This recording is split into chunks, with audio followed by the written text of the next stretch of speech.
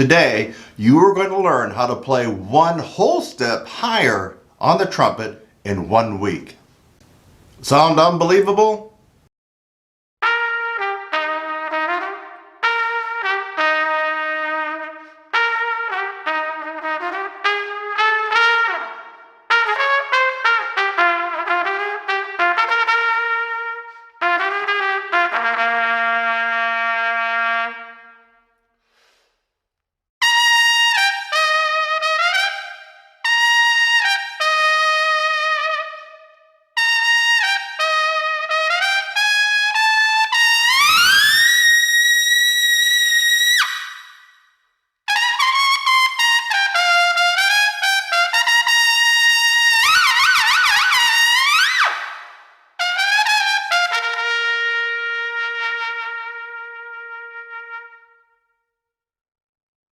This is installment 3, or Trumpet Lesson 3 in this series on how to play higher in 1 week.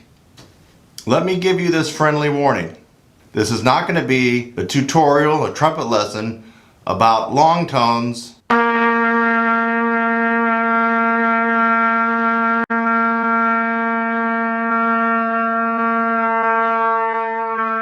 or lip slurs.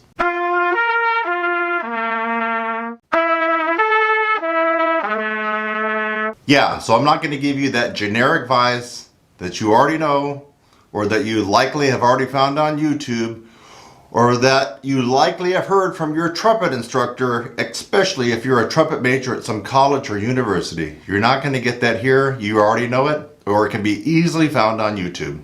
Before I continue, please make sure to subscribe to this channel to get amazing and unusual trumpet lesson tutorials. By the way, also lessons for tuba, trombone, cornet, flugelhorn, French horn, baritone, euphonium. Yes, it's all here at Trumpet Sizzle. So subscribe right now and hit that little bell notification so you'll be alerted anytime I put up a new video. So if you've been following along and watching the other trumpet lessons in this series, you'll notice that each trumpet lesson said you could gain a half step in range in 1 week. But if you listen carefully at the beginning of this video, I told you you could gain an amazing 1 whole step in 1 week. You didn't miss here, and I wasn't fooling around. This particular trumpet lesson is going to focus on technique. Yes, a lot of brute strength is required to play skillfully in the upper register on the trumpet or any brass instrument. However, you cannot forget about technique. Technique is essential. Unfortunately, so many people are using the wrong technique to play and excel in the upper register of the trumpet or any brass instrument. Okay, I can hear you say, Kurt, get on with this. What is this amazing technique you keep referring to that will give me 1 whole step in 1 week? Okay, you ready for the technique? You ready? Are you ready? The technique I'm going to share with you right now is called lip roll-in. Roll-in. R-O-L-L-I-N. Lip roll-in. And it really amazes me how many people don't know about this and how many people don't do it. And for those who know about it, they still don't do it. I can't tell you how many times I've gone on YouTube to see people start their playing and not roll in. And it looks something like this. The lips are just like this. The horn comes up like this. And that's it. There's no rolling. So if I'm going to play in the upper register, it's going to go something like this.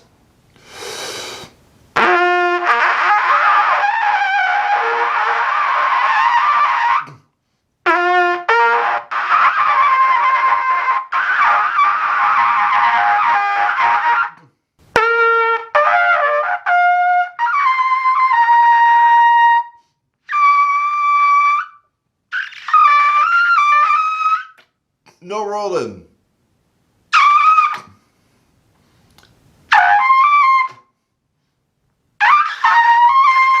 And what you just heard right now sounded like total crap. Why? No rolling.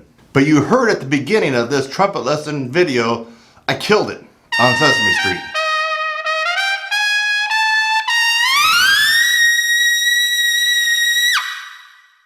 Do you look like this when you play in the upper register of the trumpet? Watch the lips carefully.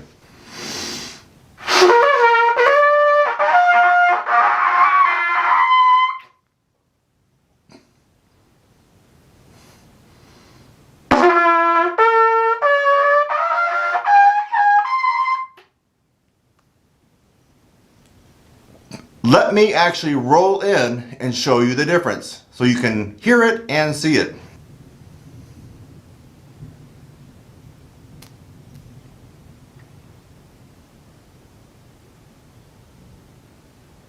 Want to see it again?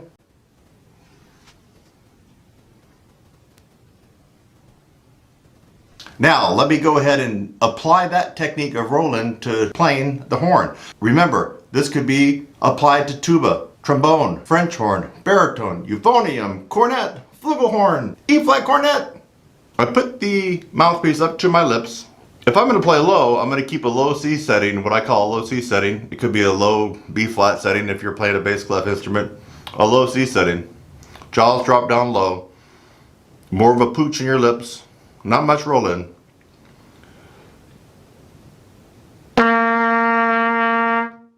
Oh, it kind of probably looks like that in the mouthpiece.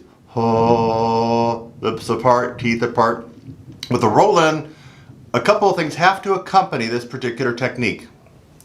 The jaw needs to be up, not down like in the low C. Up, teeth almost touching. Lips up and rolled in.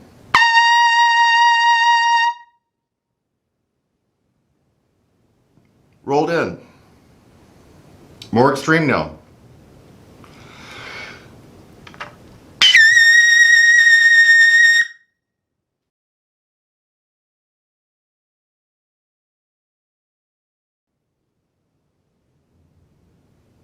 Extremely rolled in.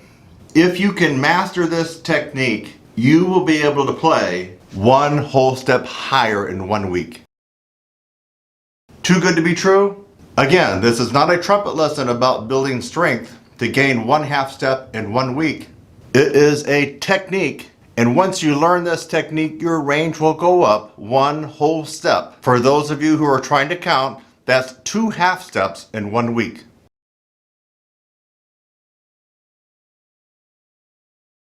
Now here are 2 strategies that can help you gain this technique. Number 1, use a mirror. Yes, you heard right. Practice this technique in front of a mirror. Or maybe you can borrow your mom or sister's makeup mirror. You know, the little round one that flips around and one kind of magnifies and you can just set it on something?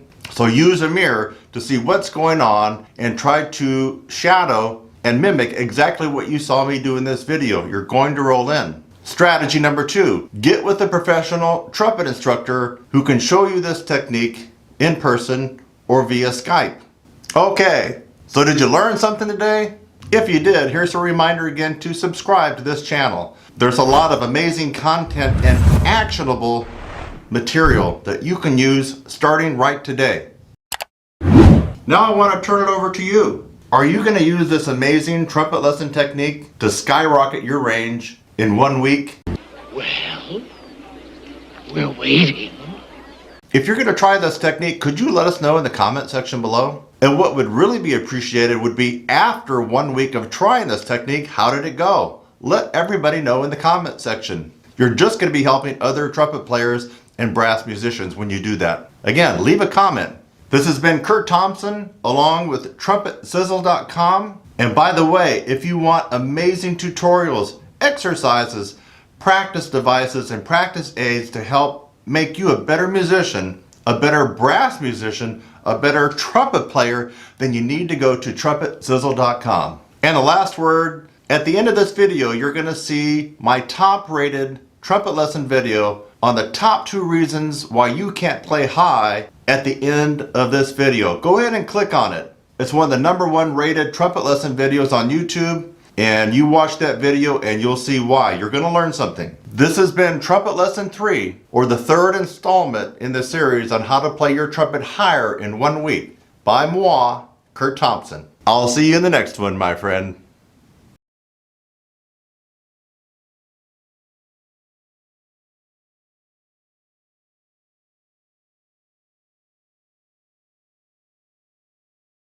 On the trumpet in 1 week. The trumpet technique that I'm going to show you today has really helped me improve my range, actually more than a half step. But we're going to let you guys experience the half step increase in range in high notes on your trumpet by using this one amazing technique. And thanks to this one amazing technique that I'm going to show you today, I am able to play extremely well in the upper register of the trumpet.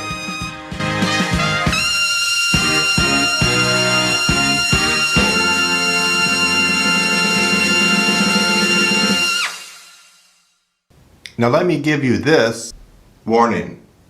We're not going to be going over the same old that you already know about. Lip slurs.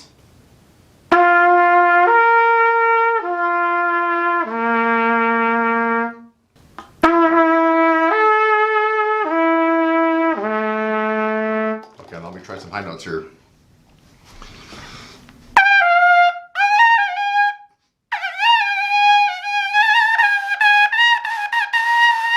Oh, why can't I play high? I'm playing lip slurs. Long tones.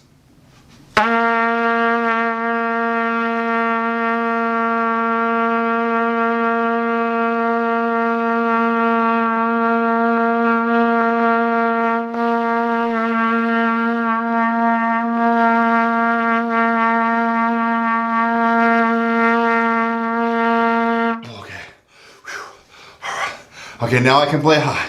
Just did a bunch of long tones.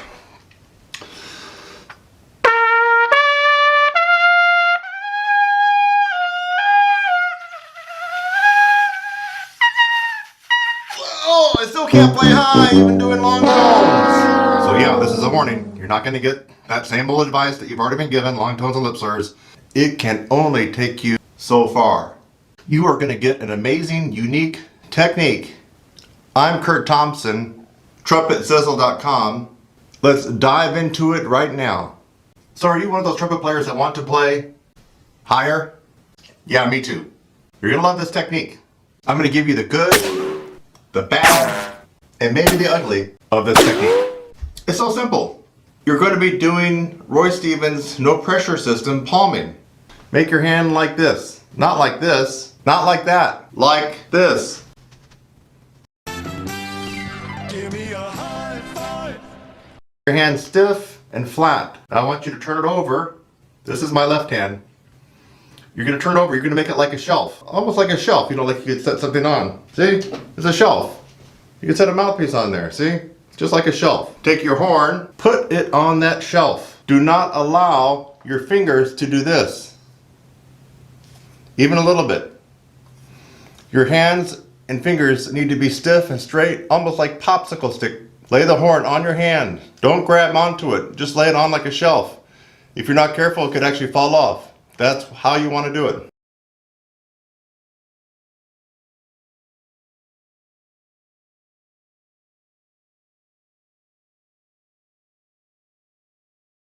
It's just like a shelf. Here we go. I want you to put it up to your lips. Now, here's parallel. You can have a little angle on it, which will help seal the vibration. This is parallel, approximately. Here's an angle. Put it up where you normally would play, and play a low C.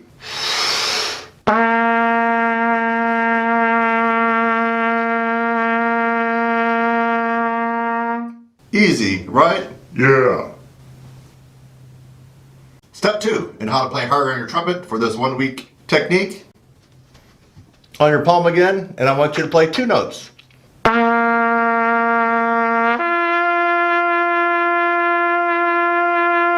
So far, so good, right? Yeah. Seems like we have an echo in this room. Step 3, you're going to add a note. So far we've done the low C on trumpet. We did the low C to the G on trumpet. Now we're going to add a 3rd note, the C. This has to be slurred, and it has to be about mezzo forte to forte, which means medium loud to loud. Remember, hands like a shelf. Lay the trumpet on the shelf. Parallel, you can add an angle to it.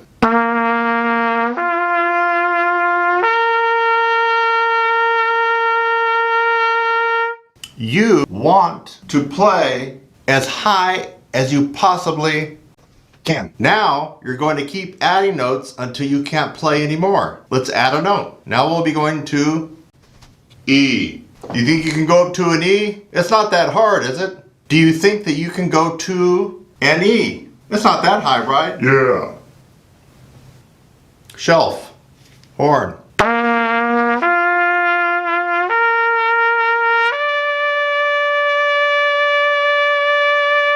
Did you notice something? Each time I start down on the low C, we went low C, G, low C, G, C, low C, G, C, E. Each time that you repeat it, you always start back on the low C.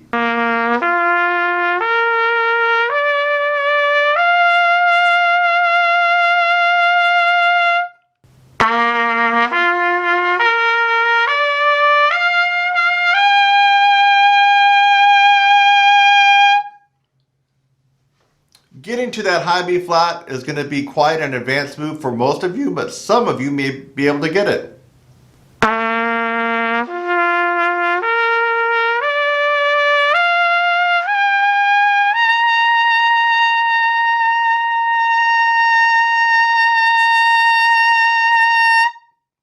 That was high C, doing the Roy Stevens palming, no pressure system. If you can get up to high C like that, and it was loud, you really have strong chops. You really have strong chops. Yeah. You want a half step increase in your range? 7 days, my friends. 7 days. Every day.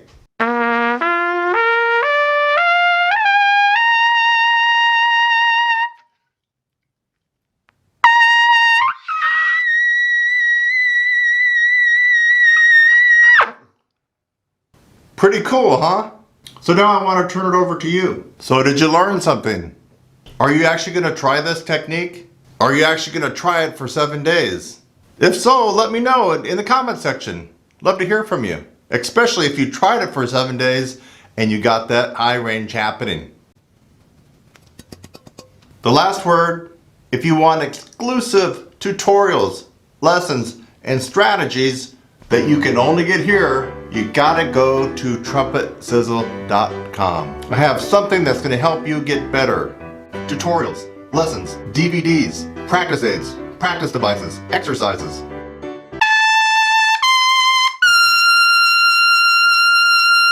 I'll see you in the next one.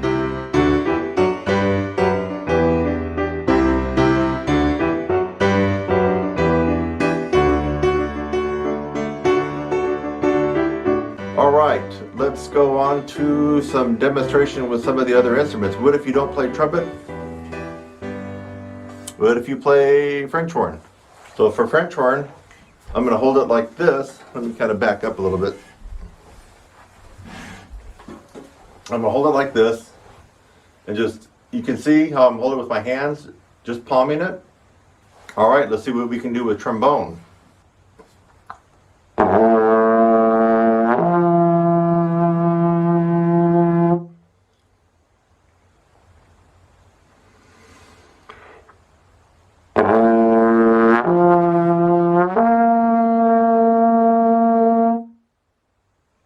Alright, here's your phonium, and I got one hand down here. I'm not going to grip it.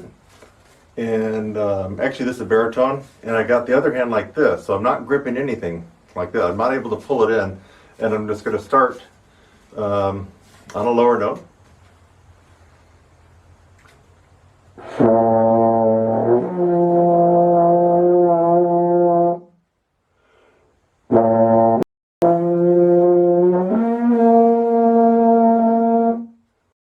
Now this guy you're probably going to have to get a little bit more innovative with. This is too heavy. What is it, like 25 pounds almost, just to try to do what I did with the baritone, which was pretty light.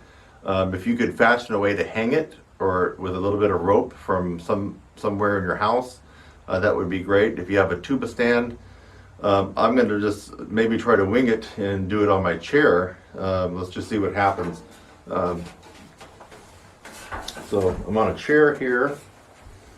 Now let's just see if I can just work it up, just to show you that this can be done. So it's on the chair. I've got it lean like this, and I'm just going to keep it. I'm going to put my hands up here, so I'm really not going to use any pressure.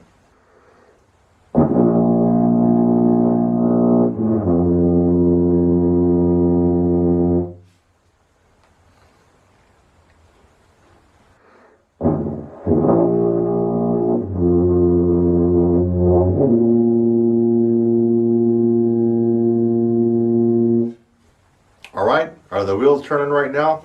So this would actually be better if you had a tuba stand and you just bring your mouth up to it and don't even touch it.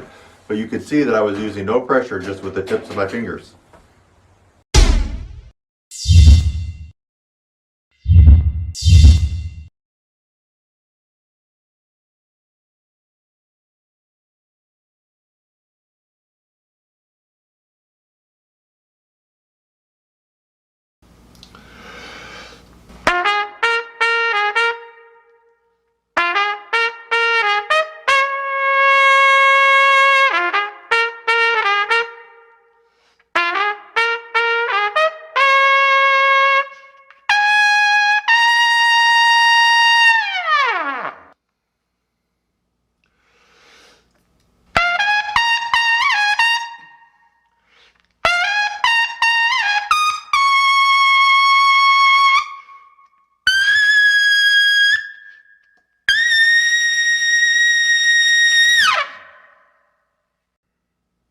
If I had to choose one thing to really explode my progress on any brass instrument, especially during this time where we're all kind of stuck at home, you're not at school, you're not in your rehearsals, you're not in your ensembles, I have one thing that I would recommend that you could do right now: the sizzle pull. The sizzle pull.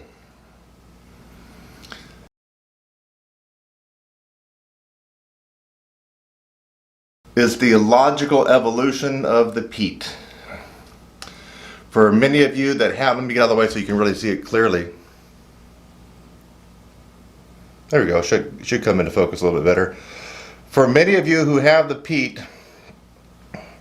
this is the evolution of the Pete. It does everything that the Pete does and a lot more. It's like the Pete on steroids.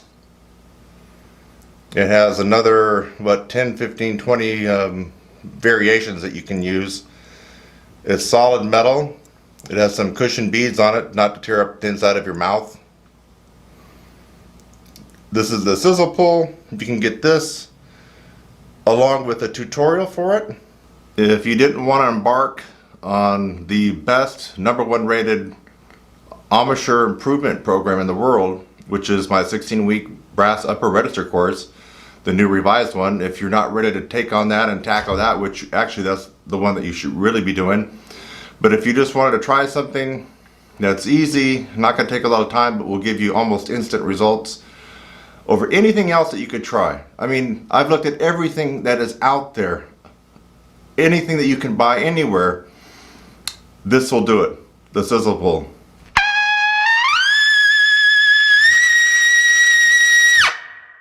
The sizzle pull.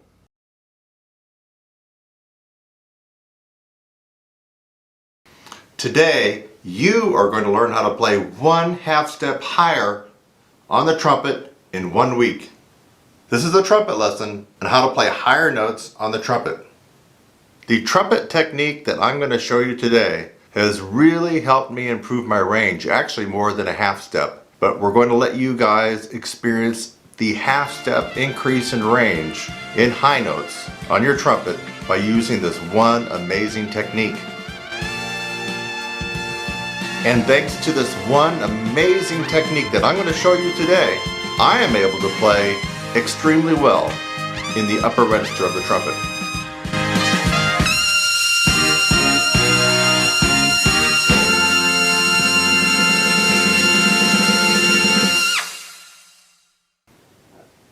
Now I should warn you, I'm not going to be giving you generic, same old advice that you've heard time and time again, maybe even here on YouTube.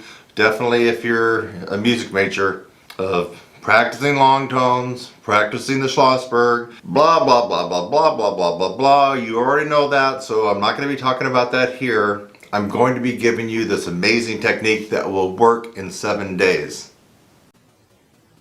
You probably already know who I am, but for those of you just watching me for the first time, I'm Kurt Thompson of TrumpetSizzle.com. Let's dive right into this amazing technique.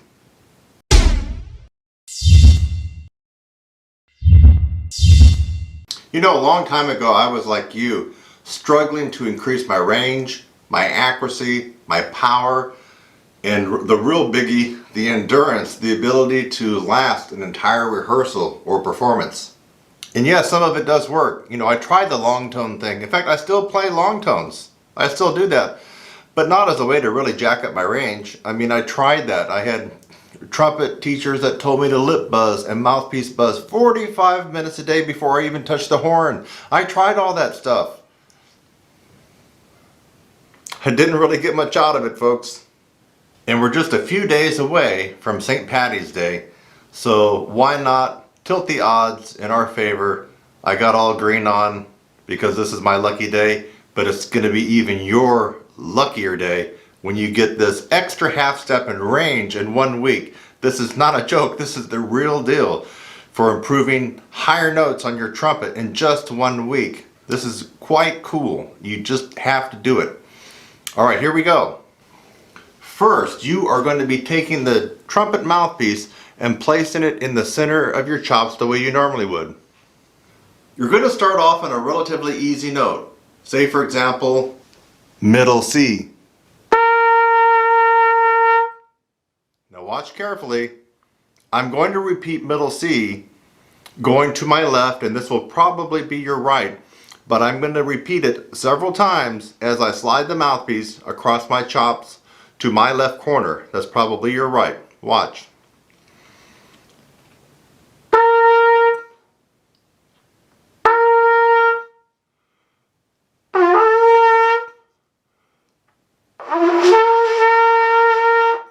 Now bring it back to center and go to the other direction. This way.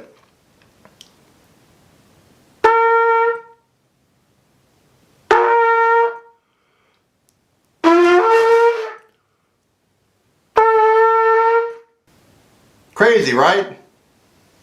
Crazy like a fox. Now let's try going up to D. Right in the center, over.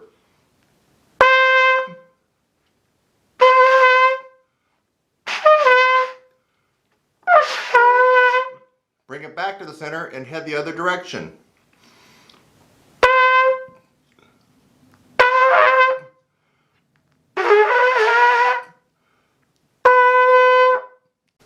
Wow! You're probably saying, hey Kurt, what's so amazing about that? You are adding a different stress and a different placement on the chops that you're not used to doing. It's going to throw you for a little bit of a loop. And then watch the range start to happen, my friend. So we did C, we did D, and you want to keep going as high as you can until you're no longer able to go across each direction. Let's fast forward. Let's pretend I'm trying to do this on a G above the staff, which is getting pretty high for this technique. Center. Over.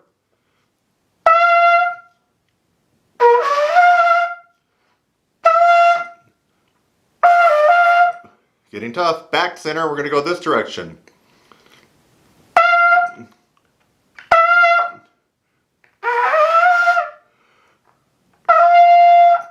What's going on with my hat? There we go. What? No. You didn't ask me right now to try this on a high C. It's a crazy, amazing, wild, quirky technique, but on a high C? Huh? What? Ah, what the F. You want to hear it on a high C? It's going to sound horrible. It's going to sound god-awful. Let's try it.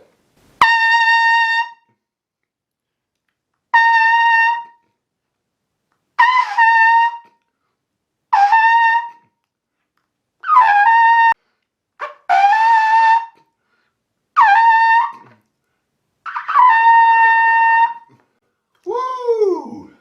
It was the green hat. The green, the luck of the Irish. The reason I was able to do this on high C. Now, this technique is an amazing technique, and you will get 1/2 step in 1 week on your trumpet. This has been a trumpet lesson on how to play higher on trumpet. And actually, it will work for trombone, tuba, French horn, euphonium, baritone. Now, will this amazing, powerful trumpet technique allow you to do this?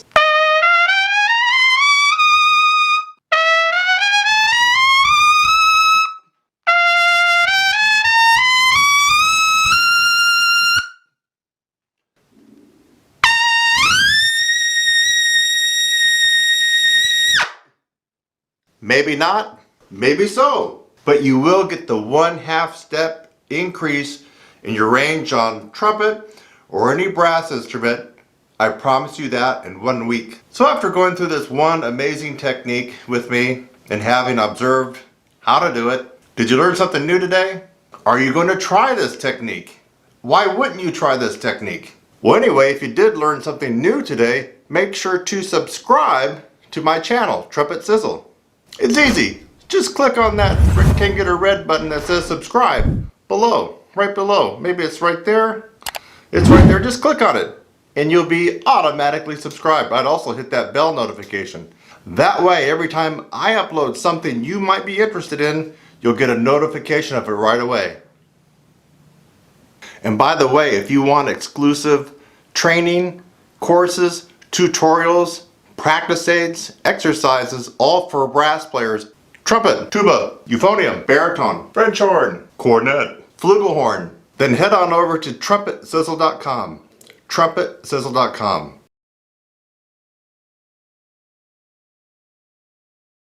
Now, I would like to turn it over to you. Are you going to try this amazing, powerful technique to jack your range up in 1 week? 1/2 step?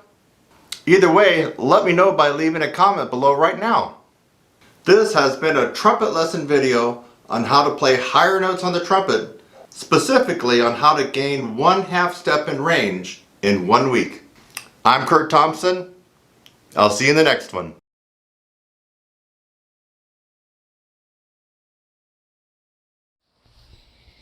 Trumpet lessons for under $10.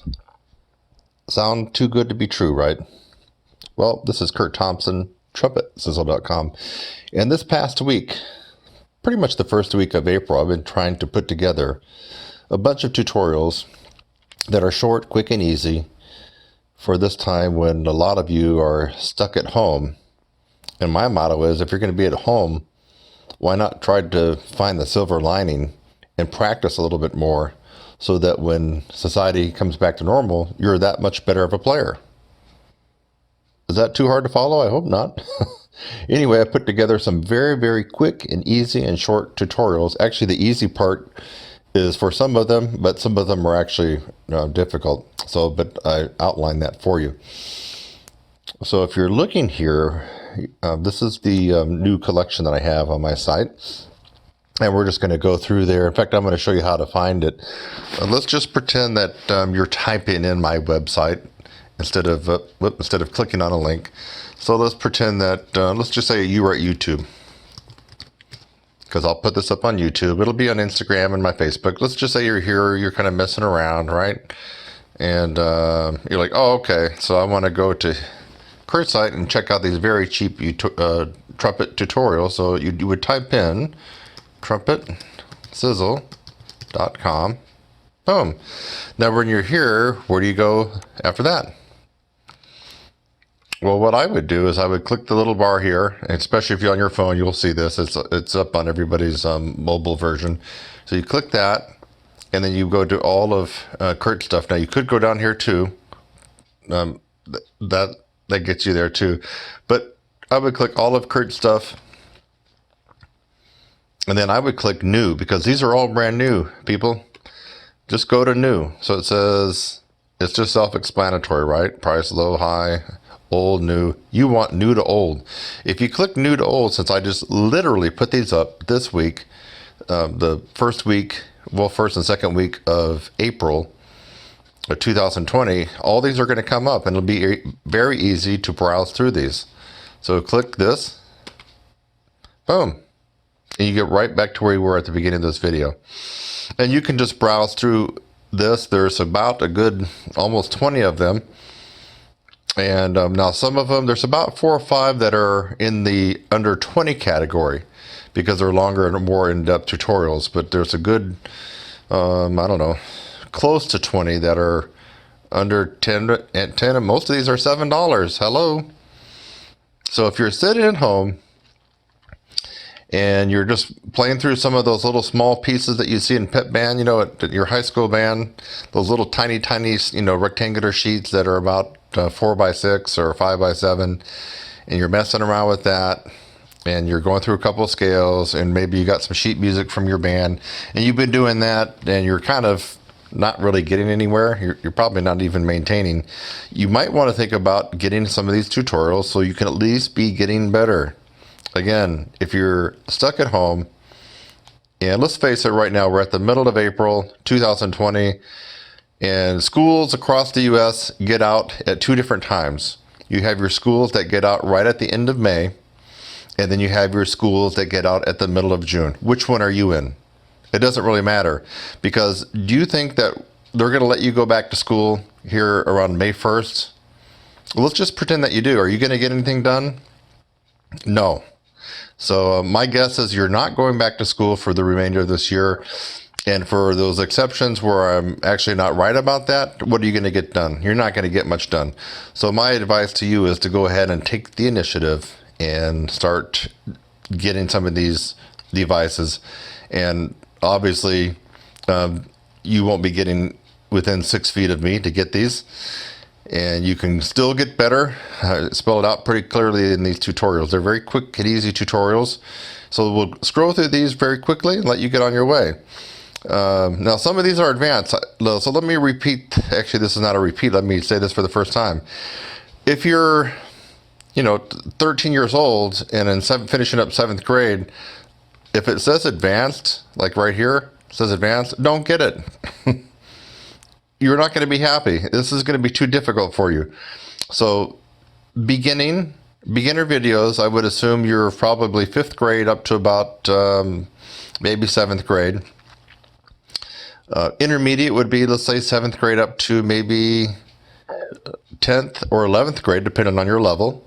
And then advanced would be most likely someone that's a sophomore or a junior in high school up to and through college.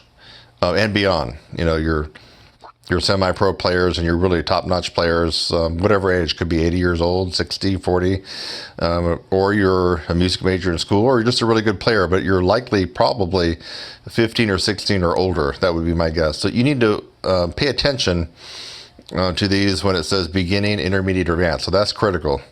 You don't need to get something that's going to be too hard to figure out and actually could cause you more harm than good. Like this one here is not going to be good for someone that's, 13 years old. It's not going to be good. So just, I have it all spelled out for you, so it's very easy. You just have to read. Here's the left, right. So this is an advanced lip buzzing tutorial. It tells you how long the tutorial is, and most of these are around $7. It's advanced, so you'd want to be in high school or further beyond that, and be a pretty good player to be getting these. Here's one pretty much for, I would say for a lot of people, but it does have advanced on it. This is my Cool T hissing, breathing, compression, breath, and it includes a test. It's a quick little 4-minute tutorial. It will help you develop the compression breath necessary for playing above the staff for all brass instruments. And don't let this fool you. You'll see that it says trumpet lesson tutorials under $10, but most of these are applicable to trombone, tuba, cornet, E-flat cornet, flugel, French horn, euphonium, baritone, trombone, if I didn't already say it. Just about all brass instruments, most of these will be applicable. So I'm just going to go through, so hopefully something will strike your fancy. What else? This is for all musicians, including singers. Are you a male or female singer in your high school choir or just your church? This teaches you the basic correct breath for all wind musicians. Wind meaning you use your air to make the music. That includes vocalists and clarinet players, flute players. Okay, we'll move right along. Now this one is one that's in the under 20 category. It's a very in-depth, completely detailed tutorial about pedal tones, all about pedal tones, and actually how to use pedal tones to be able to increase your power and your range. It's a 14-minute tutorial. It is more. It's $14. This is a good one. Mainly geared towards trumpet players in this one. So I would just, for tuba and everybody else, I would avoid this one. This is mainly for trumpet. Claude Gordon, My Way. And so this one is a super duper tutorial. I use actually this one in most of my longer courses, like the 16-week course. In fact, let's talk about that. Let's just pretend that you don't go back to school, guys and gals. It's the middle of April. Let's say you go back to school and everything's hunky-dory, the virus is gone. Trumpet lessons for under $10. Sound too good to be true, right? Well, this is Kurt Thompson, TrumpetSizzle.com. And this past week, pretty much the first week of April, I've been trying to put together a bunch of tutorials that are short, quick, and easy for this time when a lot of you are stuck at home. And my motto is, if you're going to be at home, why not try to find the silver lining and practice a little bit more so that when society comes back to normal, you're that much better of a player. Is that too hard to follow? I hope not. Anyway, I put together some very, very quick and easy and short tutorials. Actually, the easy part is for some of them, but some of them are actually difficult. But I outlined that for you. So if you're looking here, this is the new collection that I have on my site. And we're just going to go through there. In fact, I'm going to show you how to find it. Let's just pretend that you're typing in my website instead of clicking on a link. So let's pretend that, let's just say you are at YouTube. Because I'll put this up on YouTube. It'll be on Instagram and my Facebook. Let's just say you're here, you're kind of messing around, right? And you're like, oh, okay. So I want to go to Kurt's site and check out these very cheap trumpet tutorials. So you would type in TrumpetSizzle.com. Boom. Now when you're here, where do you go after that? Well, what I would do is I would click the little bar here, and especially if you're on your phone, you'll see this. It's up on everybody's mobile version. So you click that, and then you go to all of Kurt's stuff. Now you could go down here too. That gets you there too. But I would click all of Kurt's stuff, and then I would click new, because these are all brand new, people. Just go to new. So it says, it's just self-explanatory, right? Price, low, high, old, new. You want new to old. If you click new to old, since I just literally put these up this week, the first and second week of April of 2020, all these are going to come up, and it'll be very easy to browse through these. So click this. Boom. And you get right back to where you were at the beginning of this video. And you can just browse through this. There's about a good almost 20 of them. And now some of them, there's about 4 or 5 that are in the under 20 category because they're longer and more in-depth tutorials. But there's a good, I don't know, close to 20 that are under 10, and most of these are $7. Hello. So if you're sitting at home and you're just playing through some of those little small pieces that you see in pep band, at your high school band, those little tiny, rectangular sheets that are about 4x6 or 5x7, and you're messing around with that, and you're going through a couple of scales, and maybe you got some sheet music from your band, and you've been doing that, and you're kind of not really getting anywhere. You're probably not even maintaining. You might want to think about getting some of these tutorials so you can at least be getting better. Again, if you're stuck at home, and let's face it, right now we're at the middle of April 2020, and schools across the U.S. get out at 2 different times. You have your schools that get out right at the end of May, and then you have your schools that get out at the middle of June. Which one are you in? It doesn't really matter, because do you think that they're going to let you go back to school here around May 1st? Well, let's just pretend that you do. Are you going to get anything done? No. So my guess is you're not going back to school for the remainder of this year. And for those exceptions where I'm actually not right about that, what are you going to get done? You're not going to get much done. So my advice to you is to go ahead and take the initiative and start getting some of these devices. And obviously, you won't be getting within 6 feet of me to get these. And you can still get better.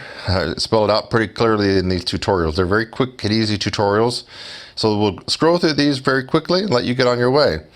Now, some of these are advanced. So let me repeat. Actually, this is not a repeat. Let me say this for the first time. If you're, 13 years old and in finishing up 7th grade, if it says advanced, like right here, it says advanced, don't get it. you're not going to be happy. This is going to be too difficult for you. So beginner videos, I would assume you're probably 5th grade up to about maybe 7th grade. Intermediate would be, let's say, 7th grade up to maybe 10th or 11th grade, depending on your level. And then advanced would be most likely someone that's a sophomore or a junior in high school up to and through college and beyond. You know, your semi-pro players and your really top-notch players, whatever age, could be 80 years old, 60, 40, or you're a music major in school, or you're just a really good player, but you're likely probably 15 or 16 or older. That would be my guess. So you need to pay attention to these when it says beginning, intermediate, or advanced. So that's critical. You don't need to get something that's going to be too hard to figure out and actually could cause you more harm than good. Like this one here is not going to be good for someone that's, 13 years old. It's not going to be good. So just, I have it all spelled out for you, so it's very easy. You just have to read. Here's a left, right. So this is an advanced lip buzzing tutorial. It tells you how long the tutorial is, and most of these are around $7. It's advanced, so you'd want to be in high school or further beyond that and be a pretty good player to be getting these. Here's one pretty much for, I would say for a lot of people, but it does have advanced on it. This is my cool T hissing, breathing, compression, breath, and it includes a test. It's a quick little 4-minute tutorial. It will help you develop the compression breath necessary for playing above the staff for all brass instruments. And don't let this fool you. You'll see that it says trumpet lesson tutorials under $10, but most of these are applicable to trombone, tuba, cornet, E-flat cornet, flugel, French horn, euphonium, baritone, trombone, if I didn't already say it. Just about all brass instruments, most of these will be applicable. So I'm just going to go through, so hopefully something will strike your fancy. What else? This is for all musicians, including singers. Are you a male or female singer in your high school choir or just your church? This teaches you the basic correct breath for all wind musicians. Wind meaning you use your air to make the music. That includes vocalists and clarinet players, flute players. Okay, we'll move right along. Now this one is one that's in the under 20 category. It's a very in-depth, completely detailed tutorial about pedal tones, all about pedal tones, and actually how to use pedal tones to be able to increase your power and your range. It's a 14-minute tutorial. It is more. It's $14. This is a good one. Mainly geared towards trumpet players in this one. So I would just, for tuba and everybody else, I would avoid this one. This is mainly for trumpet. Claude Gordon, My Way. And so this one is a super duper tutorial. I use actually this one in most of my longer courses, like the 16-week course. In fact, let's talk about that. Let's just pretend that you don't go back to school, guys and gals. It's the middle of April. Let's say you go back to school and everything's hunky-dory, the virus is gone, we're good to go, and you're going to start in the middle of August. It would really be a shame for you not to get involved in my 16-week course, because you can get involved now. You don't have to have any other extracurricular playing and ensembles that will make it hard for you to recuperate. Really, this is another silver lining of this virus. If you're at home or if you're older, let's just say that you're not in school, but let's say you're 50 years of age and you have to work from home or you're just mainly homebound. You really owe it to yourself to get into the #1 rated course for embouchure strengthening, and that's why a 16-week course. And it's just a no-brainer. April to middle of May, middle of June, middle of July, hey, middle of August.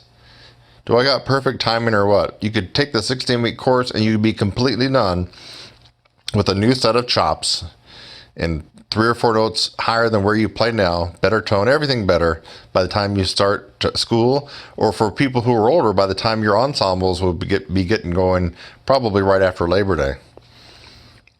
So, but anyway, you can test out some of these tutorials before you invest more money and more time. And so this is another good way to do that. Here's a beginner warm-up. So if you're a pimply-faced 12-year-old kid or 13, or or maybe you're an adult beginner. This would be perfect for you. So 10-minute video. Here's an advanced technique, low air tone technique. I didn't put advanced on there, but it is advanced. So I probably got to go back and put advanced on that. Finger strengthening skills for trumpet. These also work for tuba, valve trombone, euphonium, baritone, and French horn. It's not going to work for trombone. So if you want better coordinated, stronger, and faster fingers, you might want to get this video. Vibrato. Want to sound more like a pro, more advanced. Maybe it'll be more attractive to the audience members instead of have a flat, boring, sound as a lot of people do. Even some professionals, I don't know why they do that, but they will play a solo and not really add the vibrato, and it just sounds flat and boring. So you can learn vibrato on that one. Here's an advanced lip flexibility tutorial. And if you've never played trumpet, if you happen to stumble on this video somewhere, and maybe you play piano or some other instrument, and you've always thought it'd be kind of cool to check out trumpet, and someone gave you an old beat or cornet or trumpet, for $7, you can get this video. It will at least get you started on how to handle the horn, how to make your first sounds, what to do with the mouthpiece, how to do your lips. And that's a lot cheaper than if you had to get with somebody, right? Now, you can't really get with somebody now because of what's going on with this COVID-19. But, if you were to get with an instructor to go over this with you, you're going to probably spend $40 or $50, right? Let's see, unless you get some good college kid that can do it for... Well, they're still going to charge you $30. So this is a no-brainer. If you stumbled on this video and you'd like to see what it would be like to play trumpet, how difficult it would be or easy, you can get this video for $7. Click 2, and it'll take you to maybe a couple more here of these. Roy Stevens, I have 3 right here that are amazing for, I would say, intermediate and advanced. This is not something that you probably want to do as a beginner, and I probably need to go by and put down maybe advanced or intermediate. But Roy Stevens isometrics, perfect for a 9th grader, let's say, on up. Static and squeaks, good for 9th, 10th grader on up. Harmonic arpeggios, actually this wouldn't be bad for even someone that's in 7th grade, because you're not going to hurt yourself by doing the Roy Stevens harmonic arpeggios. All these are good. And Roy Stevens and William Costello innovated all this stuff way back when, in the 1940s, I believe, and 50s, and even a little bit beyond. So I highly recommend these. Tongue arch would be good for anybody, I think if you're 10 or 11 years old, you might have a difficult understanding it, so I would kind of maybe bypass this for a little bit. But definitely if you're an intermediate or advanced player, you got to and really need to learn tongue arch. And let's see, we got warm-up for intermediate and advanced. Now this is a long one, it's very thorough, and it's not $7, it's in the 14. It's a 21-minute intermediate advanced warm-up. I do the warm-up along with you, and you can just kind of model what I'm doing here. So for intermediate and advanced players, this probably is more likely for people that are seniors in high school or in college, or maybe older adult players that have been stuck. Have you been stuck? Especially if you're older, can you look back at the last 10 years and see that you're still in the same spot that you were 10 years ago? You still have trouble making it through the end of rehearsal. You still can't play higher than an E flat above high C. You've been stuck there for 10 years. Stuck on a piece of music, stuck at a certain level. This will help you get through it. It's a 9-minute video, and I have some certain strategies that will help you get unstuck and break through any sticking points that you have. Move down here. Here's an advanced warm-up. Now this one is not a full warm-up. It's a quickie warm-up for the advanced and professionals who don't have time to warm up. They just got to the gig, or you just got to a concert. For whatever reason, you didn't have time to put in a half-hour warm-up. This has a quick strategy for you to get warmed up in kind of an emergency situation. Have you never tried lip buzzing before? Well, without having to come in contact with another human being, you can get this tutorial and be introduced into lip buzzing. Lip buzzing means no horn and no mouthpiece, just your lips. And if you haven't thought of doing that, I would highly recommend it because it's an integral part of your playing, and the improvement of your playing is developing the strength in your lips, which is a little bit different than the strength in your corners and your cheeks and your embouchure. Intermediate lip buzzing, just like the name sounds, you need to have spent a couple months on the beginning lip buzzing stuff first before you move on to intermediate. And then I do have a longer, more in-depth, and then now this one's tough, an advanced lip buzzing tutorial, and it's a little bit more. It's 14 minutes, $14. I don't recommend anybody getting this unless they've already had a decent amount of experience in lip buzzing, let's say at least 5 or 6 months worth or more. So don't, now you can get the whole collection if you want, but I would go one by one in order from beginning to intermediate to advanced. And there you go, ladies and gentlemen. I got all these cool little tutorials, and it doesn't cost you an arm and a leg. That said, an arm and a leg is going to get you a lot further, and that's this guy right here. It's the 10-year anniversary of my upper register course. It's been completely revised, filmed in FHD, much better audio. Everything's better about this. It's just done a lot more professional. 85 techniques over 4 months. This one is worth the investment, and you actually have the time. If you have a few extra bucks, I have different versions that you can do this one with. Here's a new one I haven't talked about yet. I'll be doing a different video on this one. I now have a DVD version, and I'll be making a separate video showing you the DVDs and the box that it comes in for people who don't like messing around with downloads, and especially during this time, maybe you have a cabin or a second home that doesn't have internet access. Maybe you're up in the mountains, and this would be perfect because you can just put it in your DVD player. So now this is I'm not going to go through all this, but just since we're on this page, this is something new I also haven't brought up on YouTube yet, or to my folks on my roster, or maybe I have, maybe I showed this one, but this allows you to get into my live weekly course that normally is $997 for the 4-month tuition. It's a semester-long course, and that's the one where it's a real class. We meet each week. In the past, some people have not been able to do it because of the cost. So I've turned this into a weekly deal, and you can work with me live each week through this course for $75. And in this way, the course has to prove itself to you because you can quit any time. Now, the other folks that get involved in the regular version of this, you have to send almost $1,000 up front, and I force you to complete the course. I'm not going to give you a refund.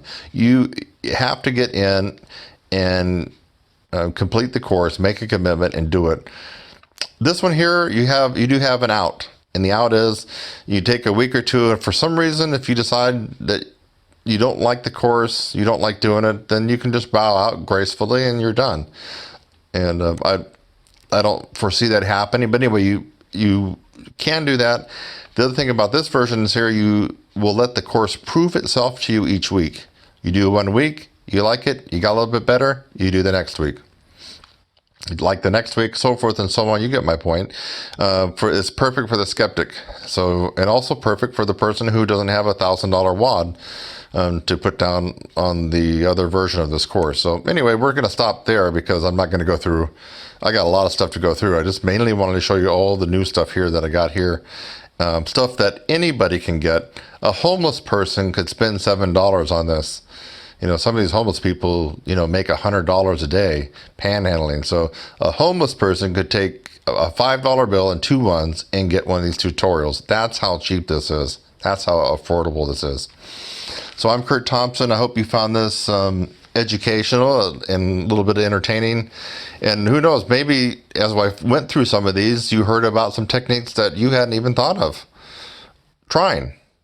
And at the very least, by having watched this video, maybe it will have turned you on to some things that now you can think about as far as getting better. You have to be at home. No one's going to an ensemble tonight. No one's going to a band concert. You're not going, even you pros, you're not going to a gig. you're basically at home. Why not get better? Why not make the most of this?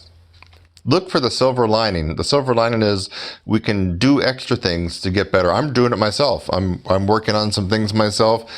I'm not going to tell you exactly what it is right now, but I'm doing some things myself to actually, make me turn another corner and get better at my instrument. So we all should be doing that, taking advantage of this downtime and use it to practice more. Kurt Thompson, right up here, TrumpetSizzle.com. By the way, that's me in the picture. I'll see you next time. Bye-bye.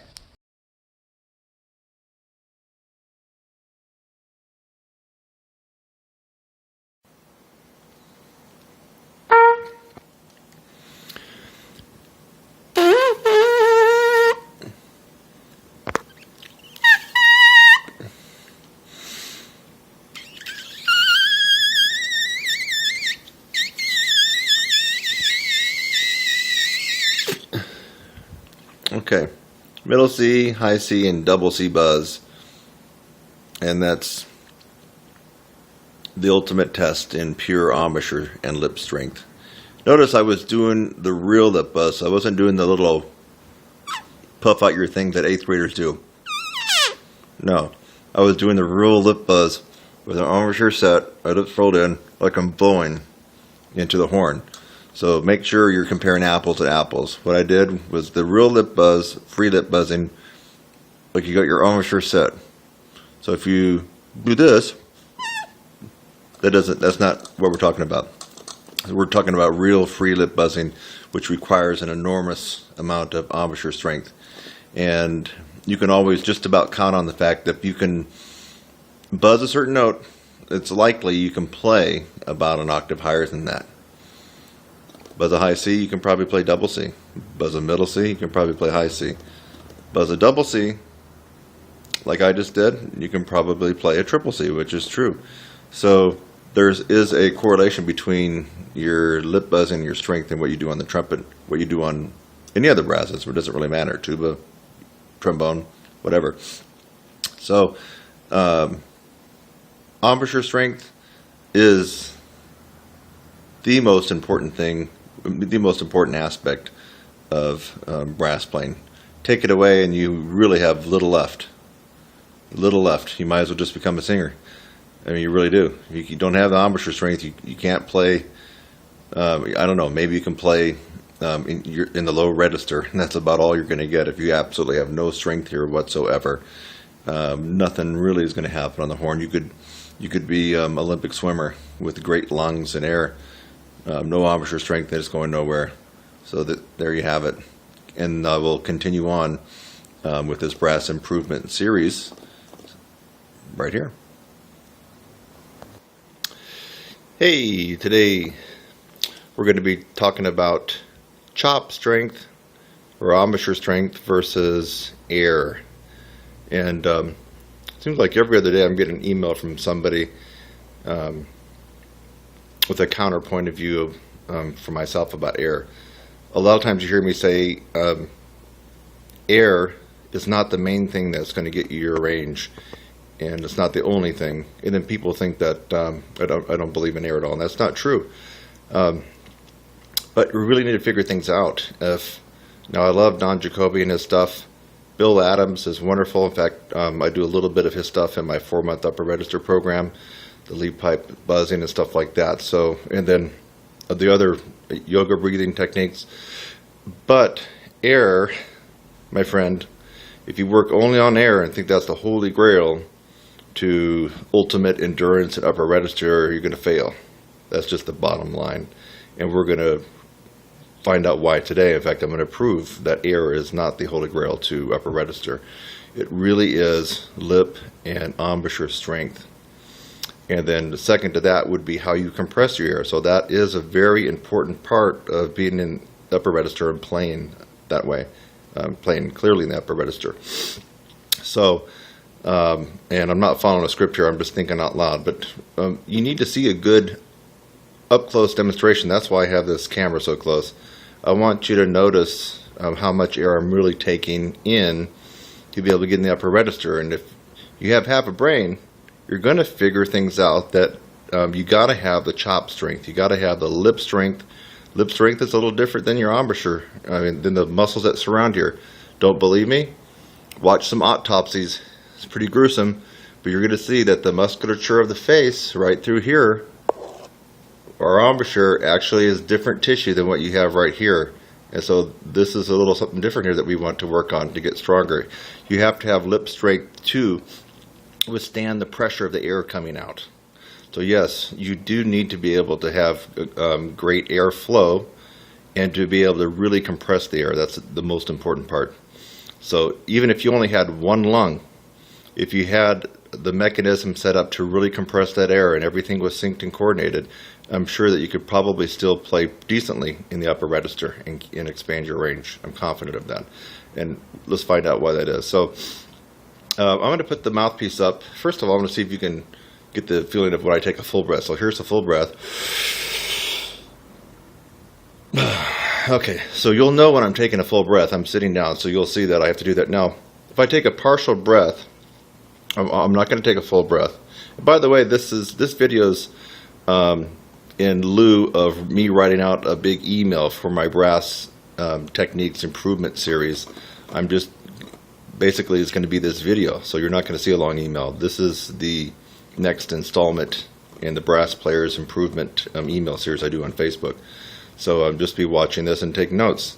So check this out, and I'm going to try to make it clear when I do take a larger breath. So you need to see my lips. Try to get it close. I'm putting the mouthpiece up. I'm going to take about 20% air. Here we go. That's it.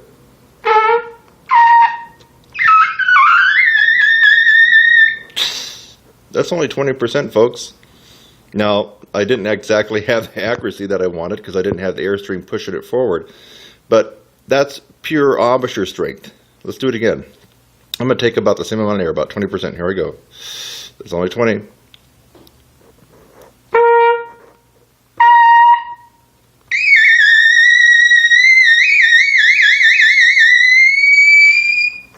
I think I got up maybe around the triple F range, give or take.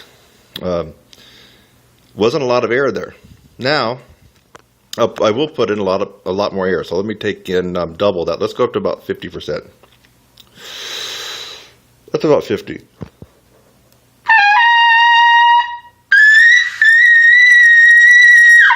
So I'm getting more sound out, and the air that I'm blowing through my chops is more air, more quantity, and it's actually probably a little bit faster, of course. Now, because I'm blowing more air, that's activating all the muscle contraction in here. It's got to still stay sealed on the mouthpiece, otherwise the lips would fly out and you're not going to be able to go up any higher.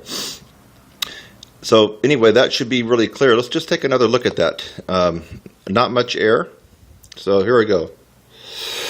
That's a big breath, and let me let it all out.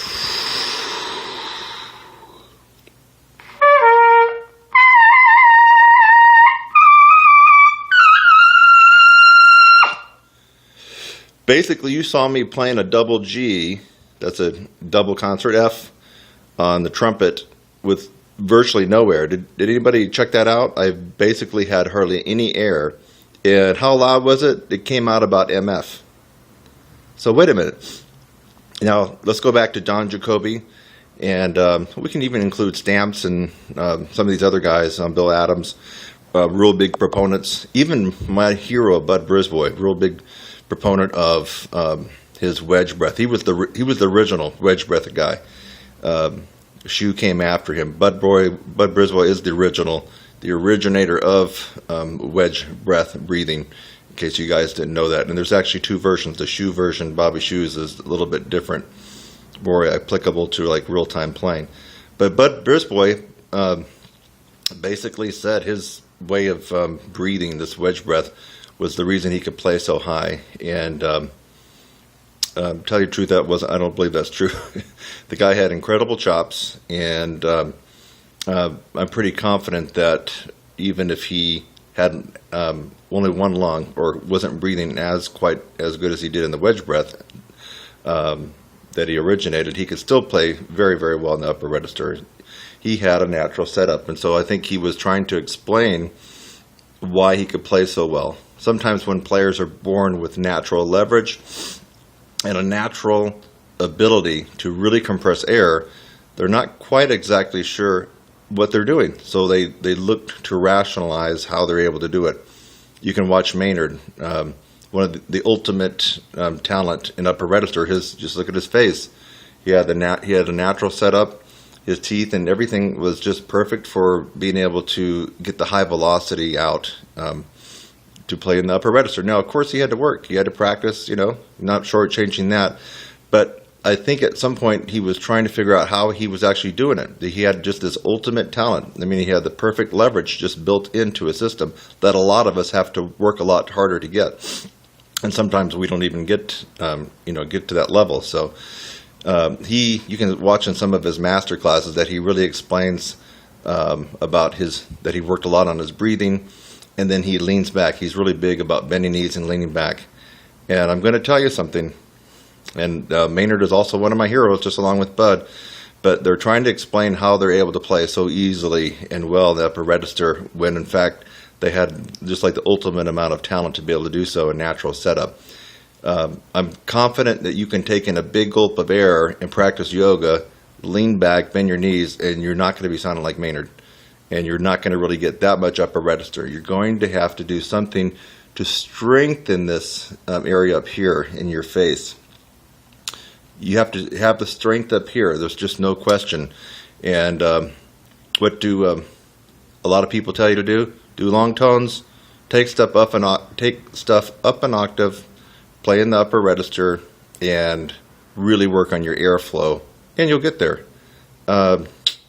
Nope, it doesn't cut it. It doesn't cut it. Now, it might for some people who are already predisposed and have the natural great leverage in their face right here, their tongue.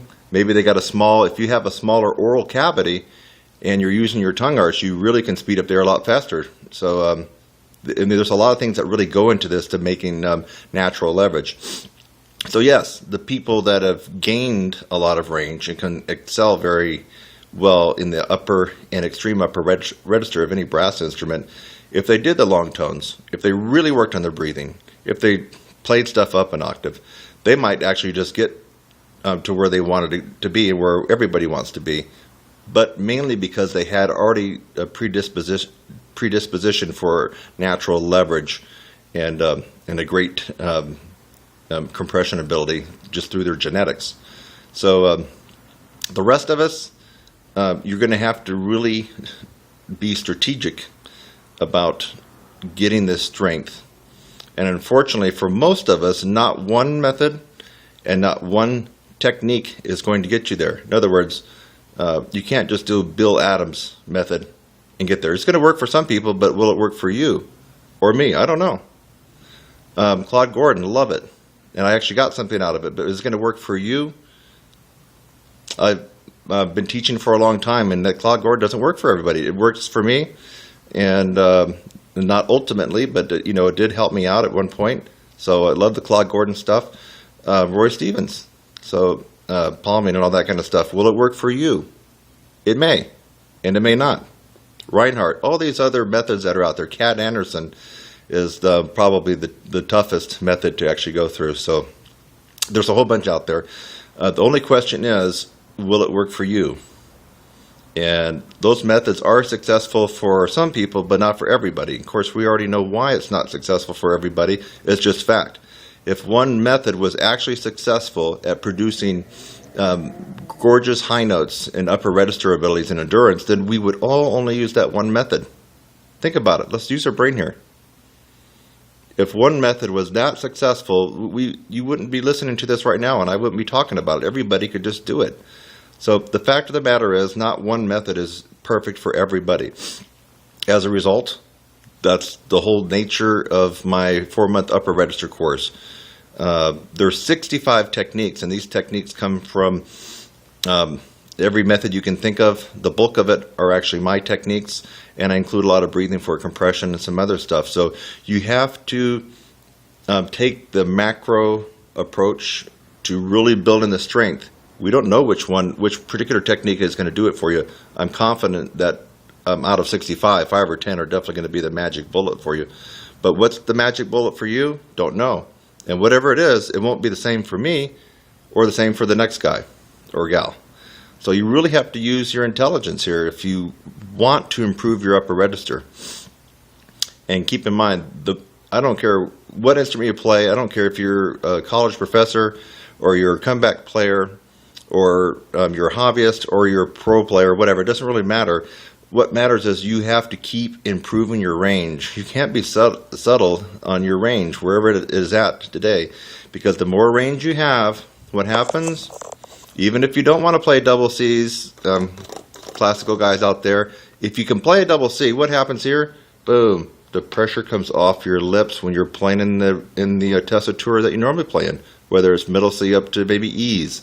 So you don't have to have the desire to play double Cs.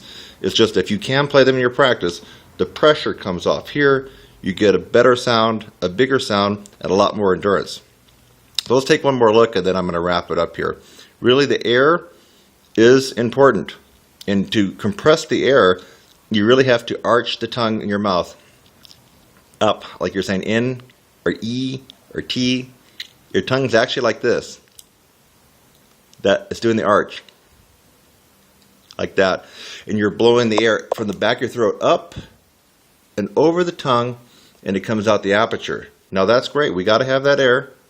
But if you don't have the super strong embouchure, chops, and the lip able to contract and hold that air into the mouthpiece, all the air is just going to be useless for you.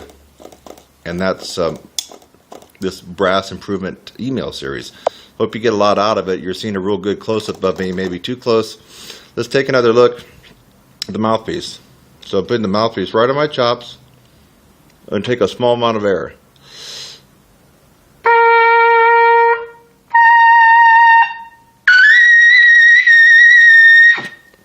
Okay? Not a whole lot of pressure there, really. And that was probably about 30% of my air capacity. That should prove a point. It should really prove a point that, yes, work on your air, but you need to focus a lot more on how to get this going here. And let me just leave you with this. If you're pounding away and banging your head at one method, and you keep wondering why it doesn't work, but you know it should work because it works for everybody else, well, that's erroneous thinking right there. You really need to take the shotgun approach. I'm here to tell you, you got to take the shotgun approach, the macro point of view, when it comes to really increasing your strength in your face, your lips, and everything else. You just got to do it. Otherwise, you're going to be one of those guys that sticks with a method because you don't want to, I guess, admit that you've made the wrong decision. You'll stick with that method for all your life, and you'll always have problems in the upper register. So, use your intelligence. Think about things in an intelligent way. And I'm Kurt Thompson. Hope this made a little sense to you. And today's date, by the way, happens to be March 7th, 2013. Take care.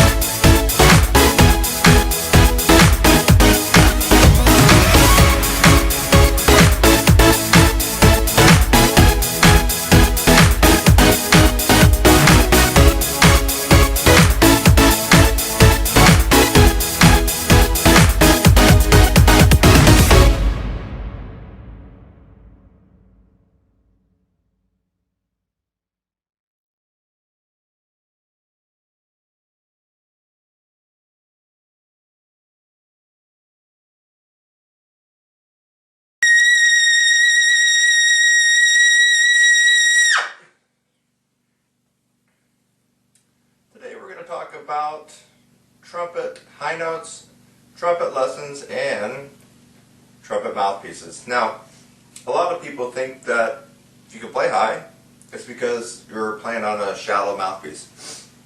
In fact, a lot of people that are unable to play high, when they hear someone play high, will say that they're using a cheater mouthpiece or a shallow mouthpiece to be able to get those notes. That's not necessarily so. There's the right tool for the job. So what I wanted to point out today, I wanted to dispel a couple of myths. I do happen to play on a shallower mouthpiece. It is a Neil Sander 17S. But is this the only reason why I'm able to play high? Is it the only reason why other trumpet players who are quite adept in the upper register of the trumpet, their mouthpiece, is it the only reason why they can play high? I don't think so. I think that you have to practice the right techniques in the right way for the right amount of time to be able to get your upper register the way you want it. Now, I wanted to go through a couple of mouthpieces that are quite common. Let's pull out, this is the Bach 1.5C. And I'll see if I can get it up there in the camera for you, so you know that I'm really showing you the real deal. Probably can't really see it. Let's see if I can turn it a little bit. There we go.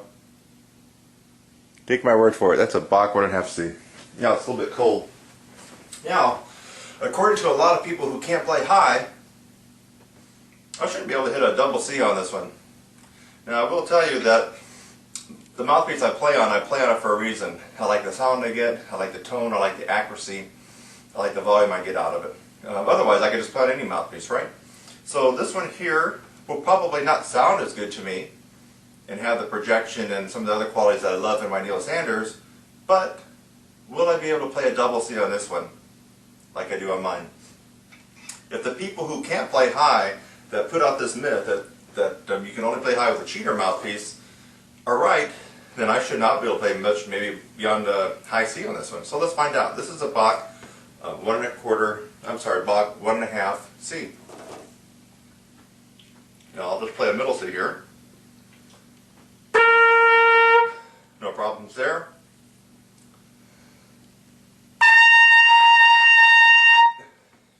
Does seem a little bit harder than mine.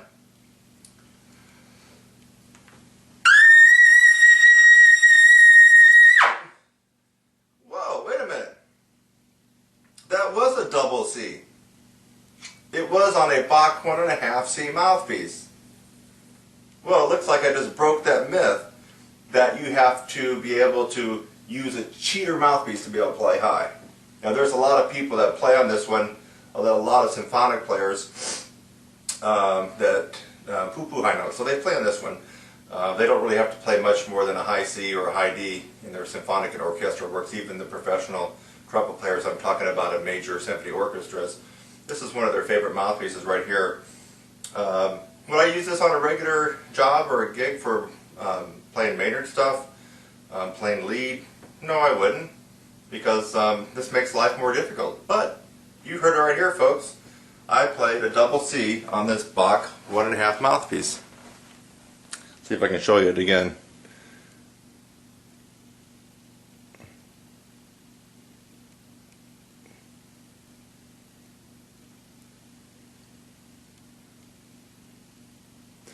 Well, before I put this one away, I got a couple other ones to show you. Let me put it right back in. This is the Bach 1.5 C mouthpiece. I'll put it right back in my horn. Let's just see if that was a fluke. Maybe it's a one-time fluke and I won't be able to get it again.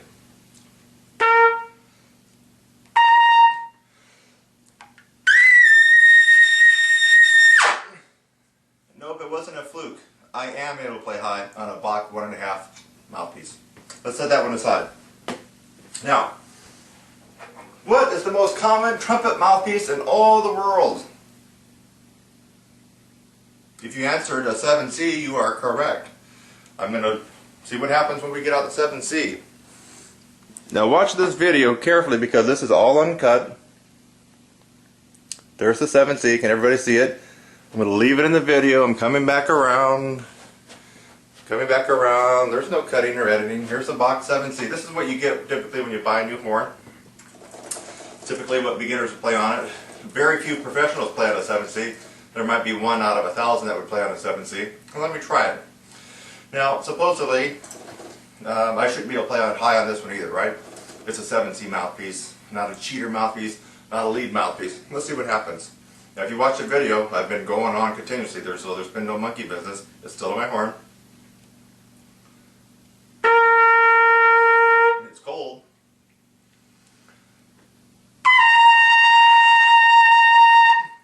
Try to double C there.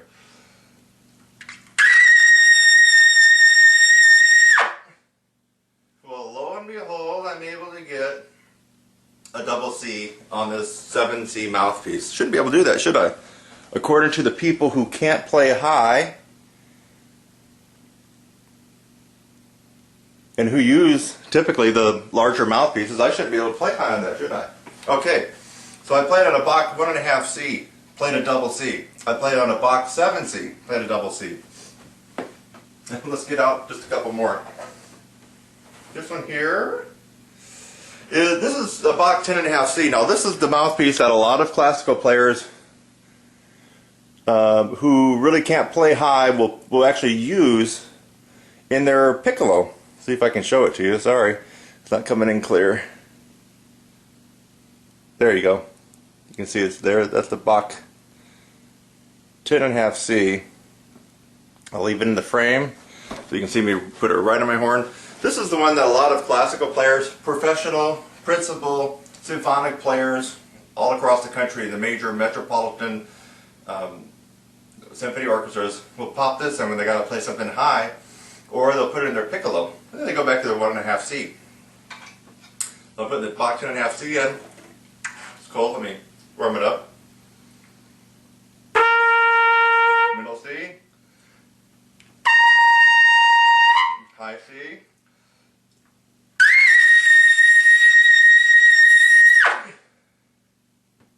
Double C. I'm going to pull right on my horn.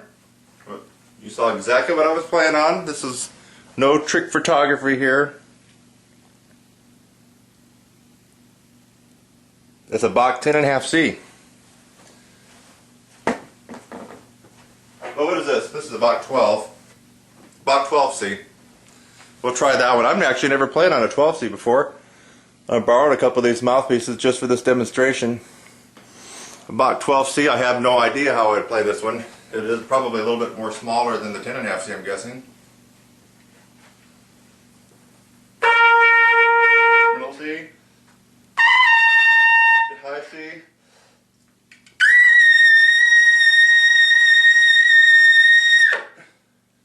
Double C on a Bach 12C. Okay, last one. I thought it would be kind of funny. French horn mouthpiece. Now, I have no clue what I'm going to get on this thing. You can see it's a huge, huge, deep cup. French horn mouthpiece. What is it here? It's 11. It's a Vincent Bach 11. French horn mouthpiece.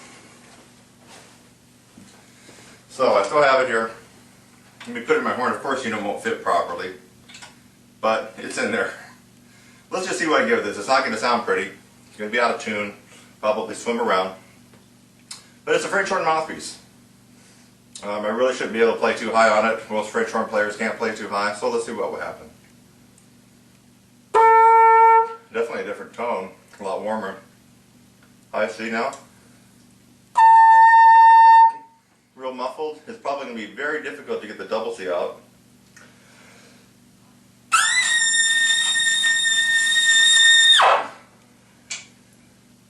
You heard it right there. Got a double C on a French horn mouthpiece in my trumpet. So, let's go back to my mouthpiece. Neil Sanders, 17S. There you go, you can kind of see it there. There we go. Neil Sanders. You can tell it's beat up. This is the very mouthpiece that I played Gabriel, Maynard Ferguson's Gabriel on quite a number of years ago. So if you happen to see my video doing that one, or hear it somewhere. This is the same mouthpiece I used for that one. Now let's go back. You're going to notice that I can, of course, still play the high note. It's just going to have more of a punch, more power. That's your middle C. Here's your high C.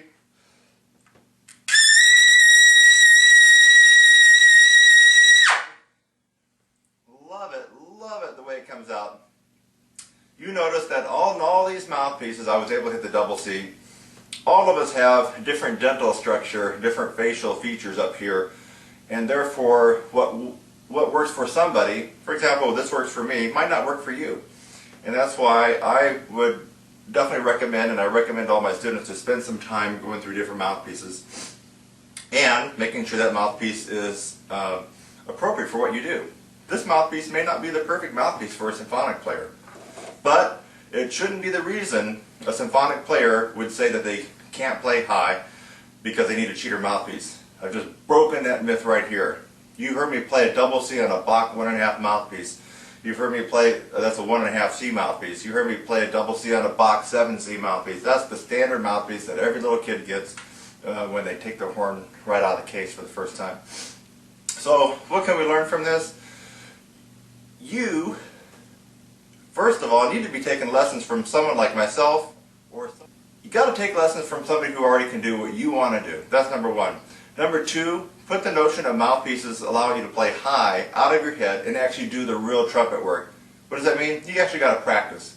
And you got to practice the right stuff in the right amounts. That's what we learned today. You don't need a cheater mouthpiece to play high. You should be able to play high on any mouthpiece you pick up. I just proved it here. You know, I want you to go to TrumpetSizzle.com. That's www.TrumpetSizzle.com. I have an array of trumpet video lessons. My main job is teaching trumpet from beginners all the way up to advanced and professionals. Yes, I do have a couple of professionals from time to time that come in that want to learn how to improve their range. Always remember, it takes about 5,000 hours of concentrated practice from beginning, whether you started in 5th grade or if you're starting as an adult, doesn't matter, log those hours in. It takes about 5,000 hours just to reach the very bottom of the professional caliber trumpet player. So if you're wondering where you're at or why you're not where you want to be, think about how many hours you've logged in since you began playing. And if it's not 5,000, chances are you need to put in some more practice time. And, I'll repeat it again, you got to get with the right teacher. In fact, let me just bring that up before we close it. You know, if you go to Google and you type in trumpet lessons, you're going to see quite a variety of people on there, including myself. I come on page 2 right now. I'm trying to get on page 1. But you want to get with a trumpet instructor who not only can tell you how to play high, show you how to play high, but actually has been out there in front of an audience with different bands playing upper register trumpet music. Anyway, what I've noticed is that a lot of these trumpet players that you're going to find that pop up on Google on page 1 right away, if you try to search their name and find out what they've done, what they played, some of them you can't even find a live video of them playing. But their marketing is really good. So I would just caution you that as you're looking for somebody to help you out with your trumpet lessons and improving high range and everything else, you want to get with somebody who can actually play the trumpet, play the way you want to play, and has actually proved it with bands and other live audiences. Go to TrumpetSizzle.com. See you there.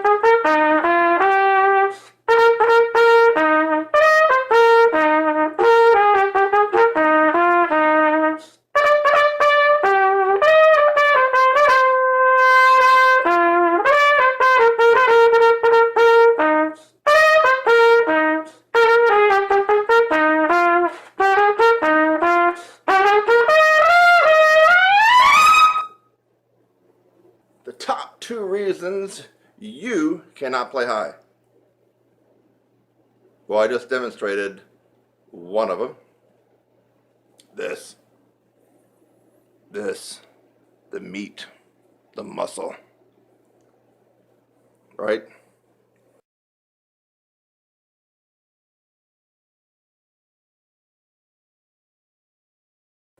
But you already knew that, right? Yeah. You know you got to have chops. You got to build this. Everything. All these muscles, everything.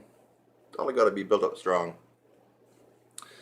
So you know that one, but maybe you didn't. Maybe you thought it was talent. Okay? A lot of people think it's just talent. Can't play high. I was just born to play third chair. Just the way it is. Don't get mad about it. Don't beat yourself up over it. You just weren't born with the talent to be able to play high. Actually, some people feel that way. But that is 100% wrong. 100% incorrect. That's your belief system, but it's not reality. Your belief system, but not reality. So the top reason that you can't play high is you haven't gone through the process of training this and the whole mechanism from diaphragm to here to out to the horn. You haven't gone through that process. Now you can look at video, YouTube after YouTube. In fact, I just crossed over the 600 mark on my YouTube channel. Videos available to the public. You can watch them all. You're not going to get that miraculous improvement in range and endurance just by watching videos, even though I'm giving you some good advice and others are giving you good advice. You have to go through the process. The process is systematically applying so many different angles at your chops, your breathing, your tongue, strategically over a period of time, infused with momentum. That's what the process is. And you're not likely to have gone through that process if you're watching this video, or maybe you're just watching it just for giggles. But you have to go through the process. It seems like a lot of teachers that can actually play decently high are not taking their students through the process. And as a result, the students don't end up playing as well as a teacher, and they don't even make that much improvement. It's about the process, not about one or two techniques or a routine that you're going to do. About the process. So, if you watch my stuff, you will get better, and you are certainly going to play a little bit higher, a little bit better, a bigger sound, a bigger tone, more accuracy, better endurance, yes. But you're not going to get that miracle, amazing, oh my God, I was playing high Z's and D's a few months ago, and now I'm zinging out double high G's. Now I can actually do some Broadway shows if I wanted. No, you're not going to get that by watching just individual random videos on how to play trumpet better from anybody. You have to go through the process. I happen to know what that process is, by the way. And according to most of the people that have been working with me, it seems like they know it now too, and they can demonstrate it. So let's go on to number 2, or the second reason, the second top reason that you can't play high. That. Tongue and tongue arch. Now, you can still play high without the tongue arch. I'm going to play high right now, leaving my tongue dropped in a low C positioning. And now it's not going to sound good at all.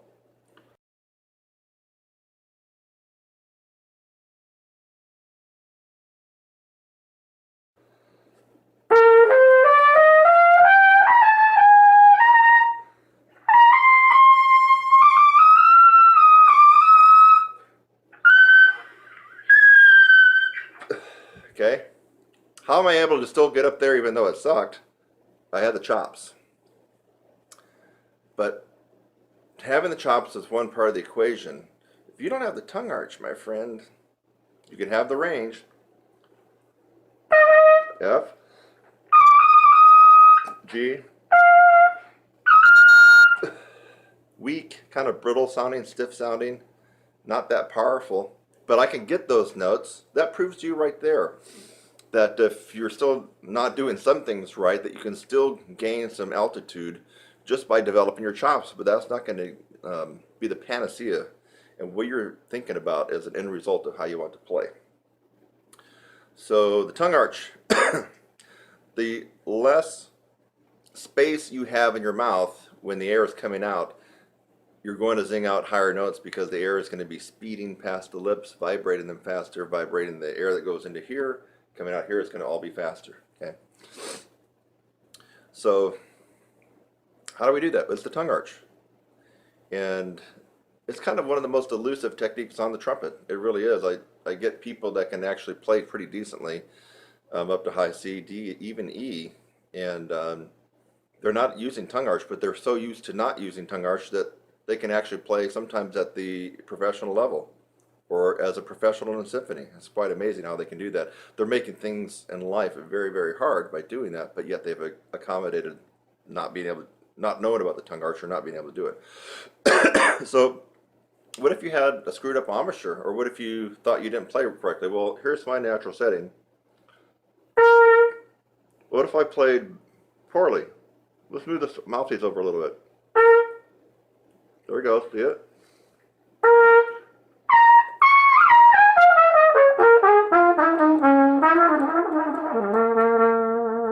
I'm way off my embouchure. In fact, I'm over. What about the other way? Well, now I'm back to center.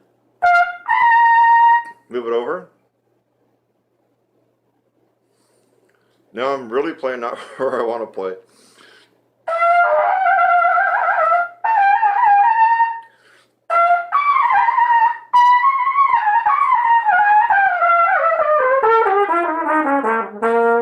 I can still do it, but it sucked that on that one side compared to the other.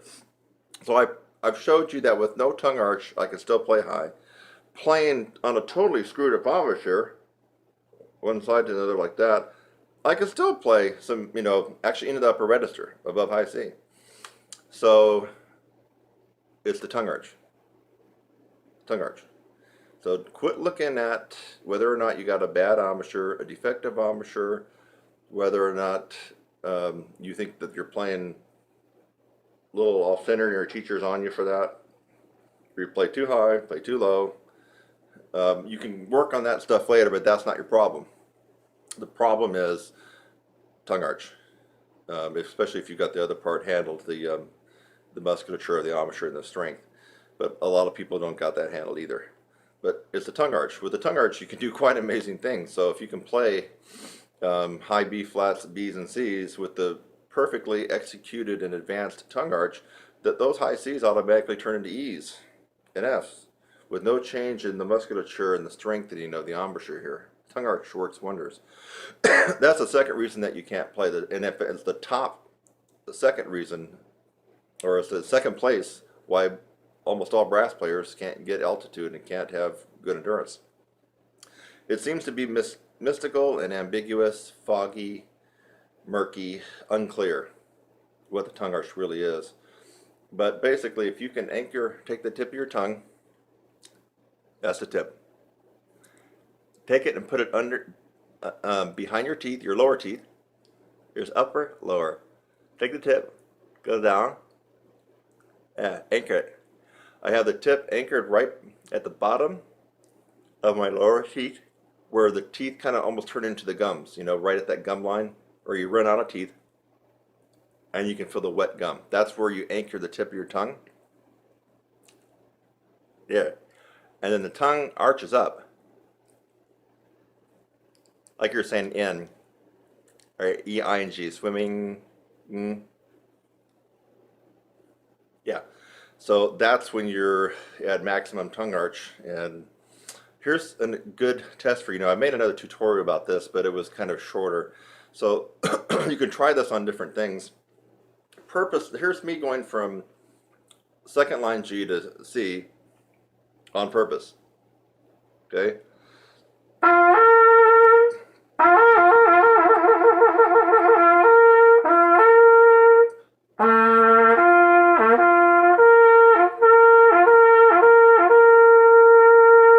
Okay, you're seeing movement here. I'm also adding a little extra tension when I'm going up to give it push.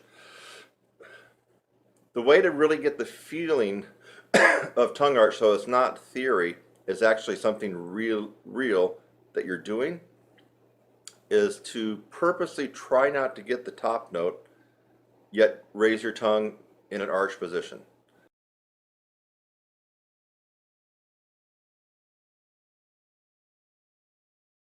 So right now I'm going to take a big breath, and I'm going to hold a G, but during that time what's happening inside my mouth is this. My tongue is arching up. You already know that tip is placed behind my teeth. So it's going here, up. And I'm purposely going to try not to get the C. Watch what happens.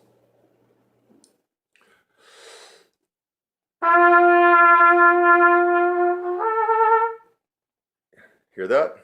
Of course it didn't sound good, but I'm purposely trying not to get the C. I don't want the C to come out.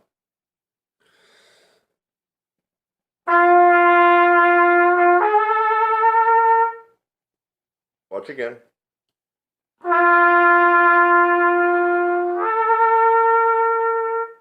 Again.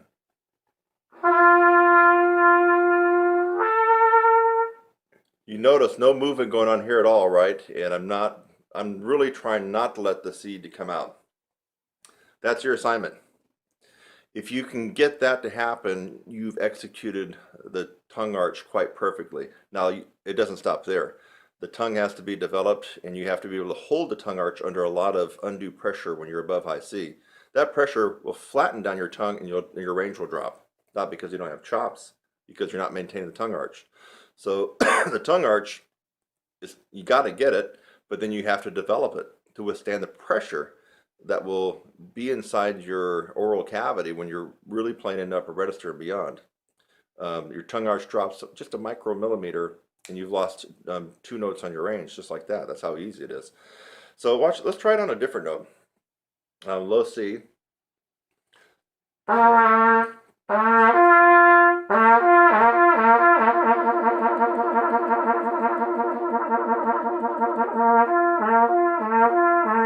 I'm trying to do that, right? You can tell. What if I take a big breath and purposely stay on that low C? Don't let that G come out.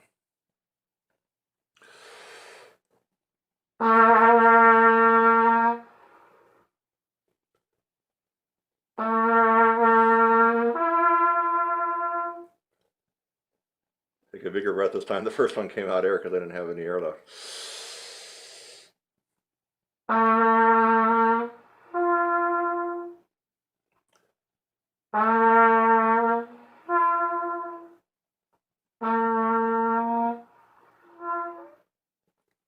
Even low C to G, which is a wider interval, isn't it? It's another note wider, so you're going to fifth. Now, a lot more air is coming out on low C than it is on G because you have the placement of your jaw and your tongue even lower. But still, you could hear that something was happening. In fact, the air started to cut off. On that first one, did you hear that? It was almost no air. I mean, it was just air coming out. But the low C would not come out. So don't think that was a mistake. The low C would not come out anymore. Let me just see if I can go for the air again because that was pretty important. I'm raising the tongue up to the point where the low C will not vibrate anymore.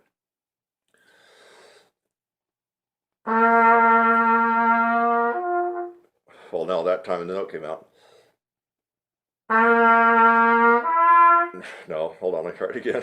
Trying to keep the low C down, but I'm raising my tongue into a tongue arch.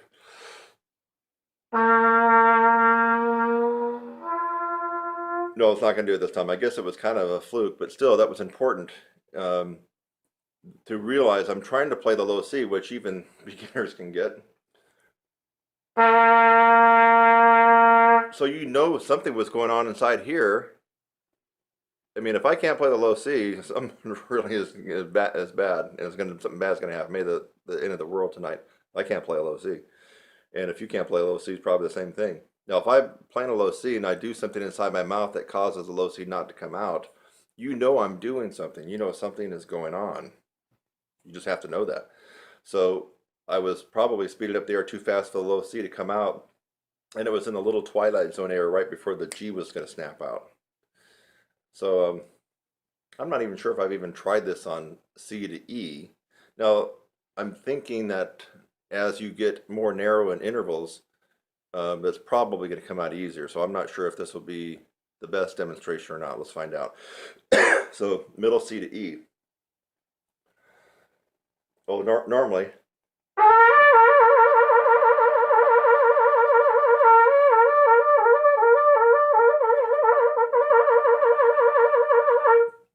Now, I'm going to try to keep it at middle C and not let the E come out. Oh no, okay, it gets easier as you go higher, actually.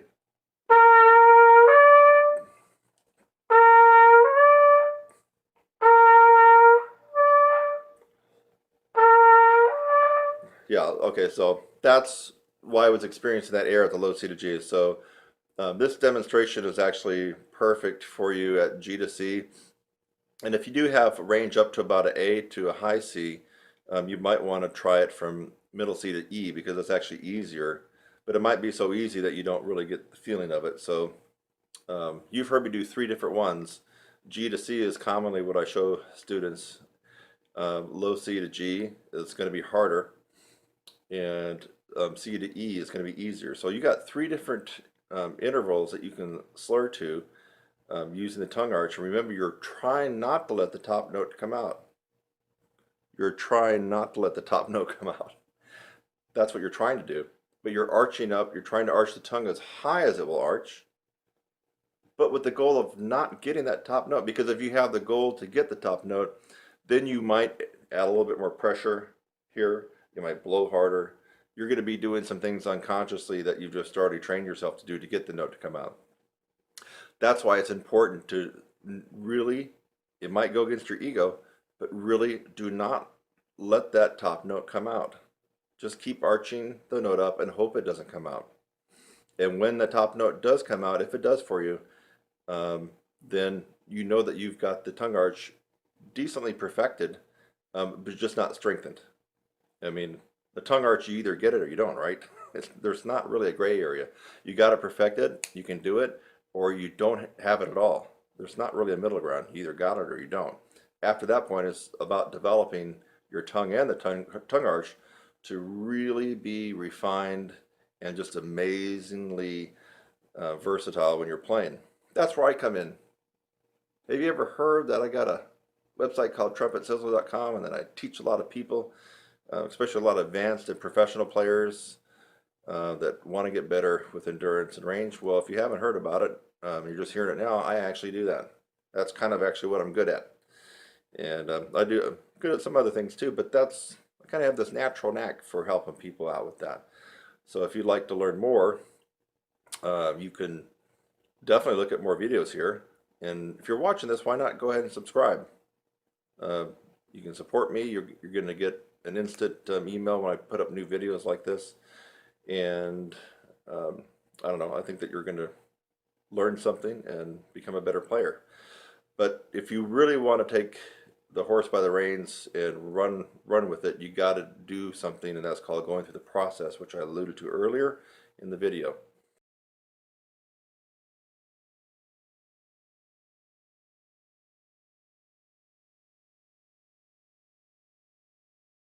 So, but this tutorial on tongue arch should help you. And now if you're not getting the note to come out at all, even though you're trying not to, but it still doesn't come out, that's where, again, you need a coach. You need someone to work with you on that, because that is the second reason you're not able to play high, play with power up the upper register, or even have great endurance. If you're constantly playing in a low C position in the upper register, you're gassing out all the muscles here. You're just putting such a load on them, and that's why you don't have any endurance. So you might even have a little range where you have no endurance. You got to get the tongue arch. It's the second reason people have problems in the upper register and with endurance. Since you've already heard me say that, it's a no-brainer. Work on it. Get it going. It's worth the investment in time. So that's a wrap.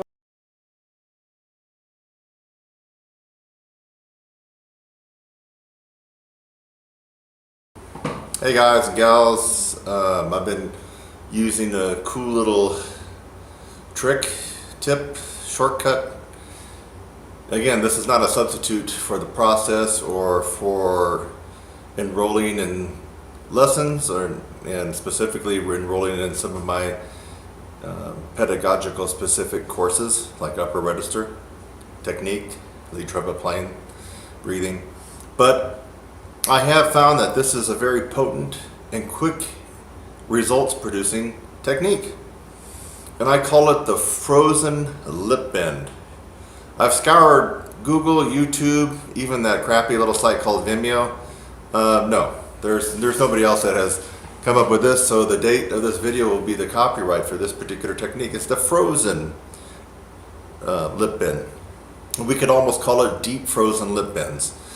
And so you've seen people demonstrate lip bends almost in a half-step fashion, and it looks impressive. They're doing things like right.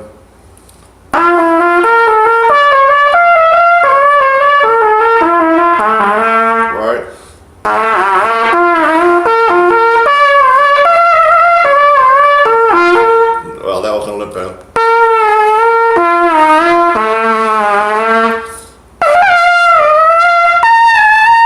Okay. I was doing that in 9th grade, folks. I mean, come on. So when you see someone, a pro that's screwing around, lip bending like that, that's kindergarten stuff. You want to go up to the heavyweight league with the big boys, then you do deep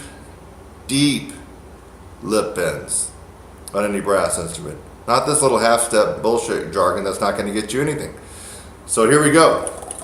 I like to play the F sharp in the G progression down. So play the F sharp. Now no valve. Soft and increase dynamics.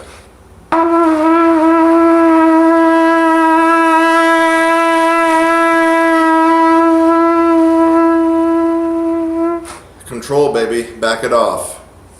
Okay, now that is the half-step lip bend that you hear all the time, except that was a frozen lip bend, not quite deep, but now it's going to get deeper. Now let's go to something that you don't hear anybody doing unless you've watched another of my tutorials on lip bending. We're going to go down to F natural, which is going to be the whole step below G.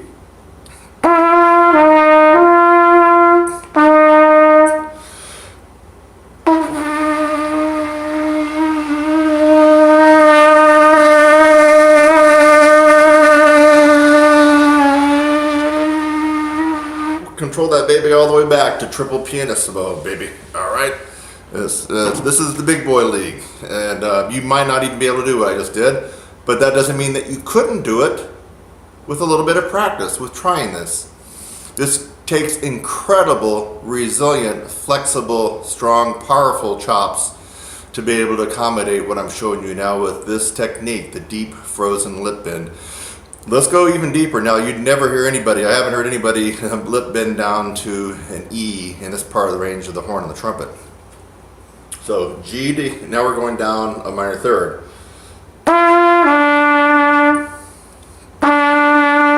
Lift the belt up.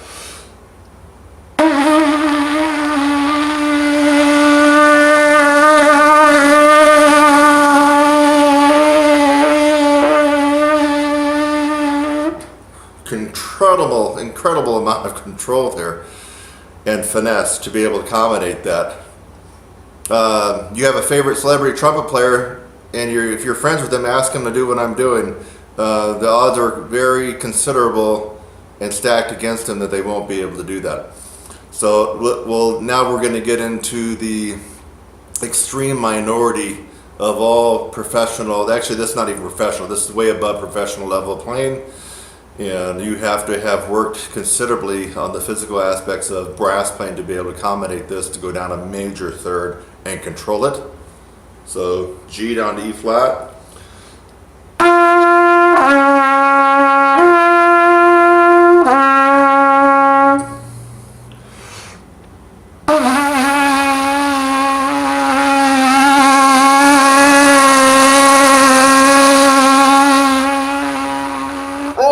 Down to quadruple piano, ladies and gentlemen.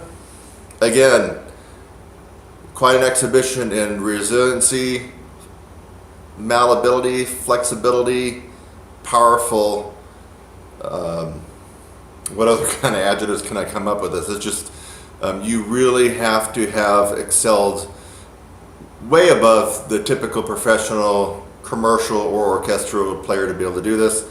But with this technique, you can. It's not going to happen overnight. But what is going to happen is as you keep working on this, you're going to notice that your sound opens up. Your flexibility just becomes like a hot knife through butter as you go through all registers of the horn, and the facility of the horn is just going to be a piece of cake. Of course, your range is going to improve. I think that this would be especially good for orchestral players because I have a feeling that you're going to be able to open up and get that more brassy resonance on the mid and lower middle register of the horn, which is where a lot of this orchestral music is played, especially if you're not principal trumpet. So this could be very beneficial if you totally don't like the commercial and jazz idiom of playing and you're more into the classical. This could really benefit you in this particular register. Now let's go to no man's land. We're going to go down to perfect fourth. Man, this is like super deep. This is like the 12-foot deep end of the pool where the high dive is. So here we go.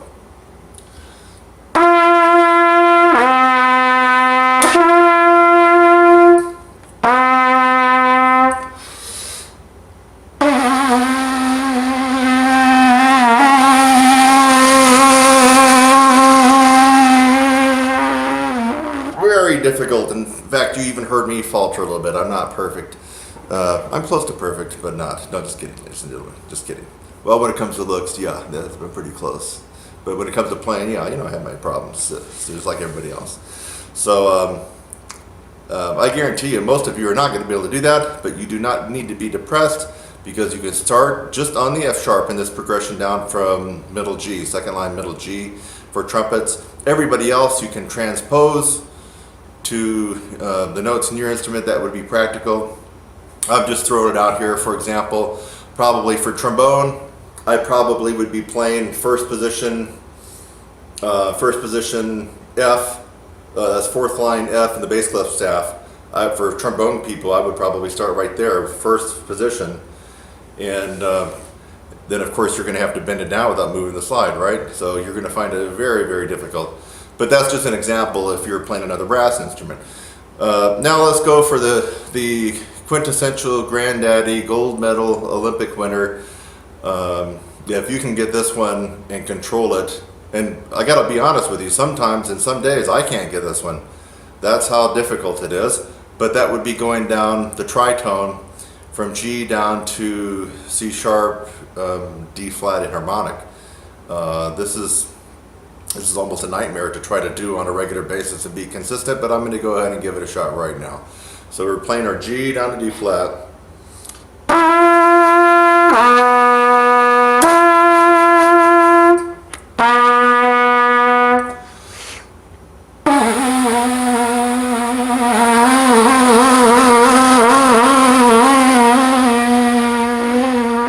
Oh, almost didn't get it.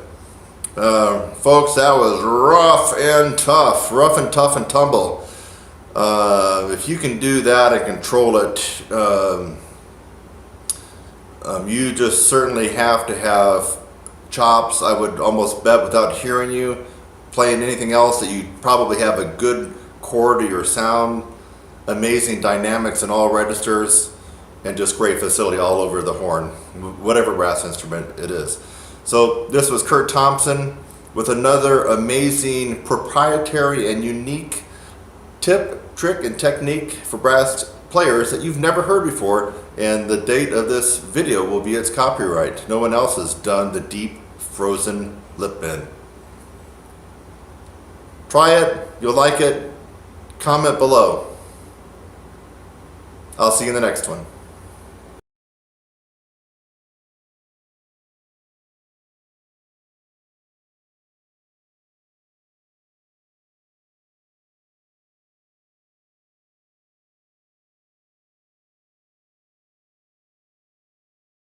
I've been kind of messing around doing the palming Dr. Charles Cullen lip slurs and lip trills, and I've been finding it quite tough. I mean, you can't use any mouthpiece pressure, so I'll just give you an example. You do the horn here, it's palmed. So you make your hand. Now, French horn players, you'll probably have to do this Trombone players, maybe also.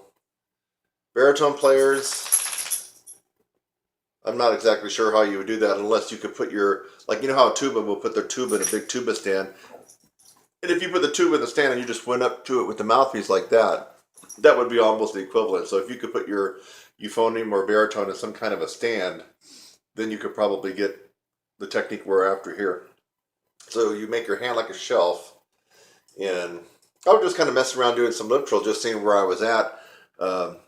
As you've heard in other past tutorials, I've been able to, lip trill pretty decently up to triple G's, but that was using a tremendous amount of mouthpiece pressure at the very end, so that was pretty tough for me. But here I am. Let me just do it this way so you can see.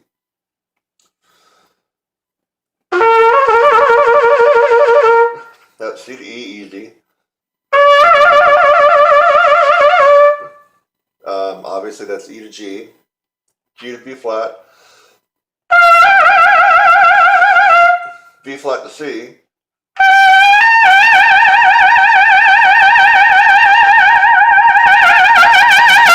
okay, so that was B flat to high C. Now, also I'm doing these rather loud. I would say that was just pushing probably forte.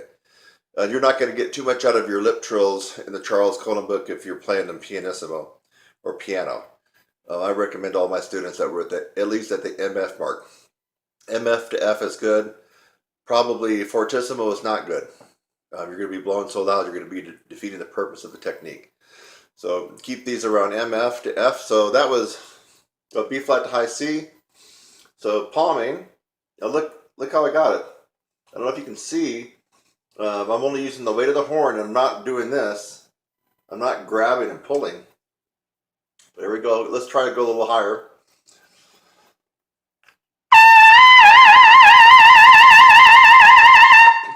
That was C to D. D to E. Now this will probably come out flat.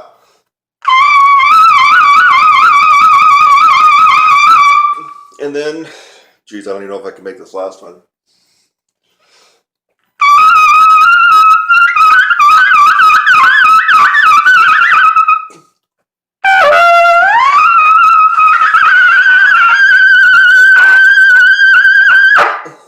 I can't get the G to lock in, but I will get it.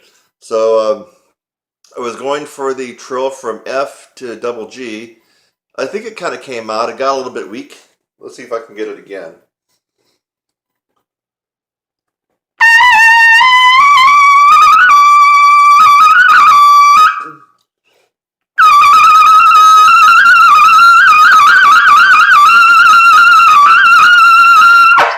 Whew, barely.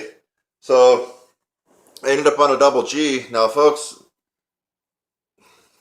I'm probably making that look too easy, so I want you to try it.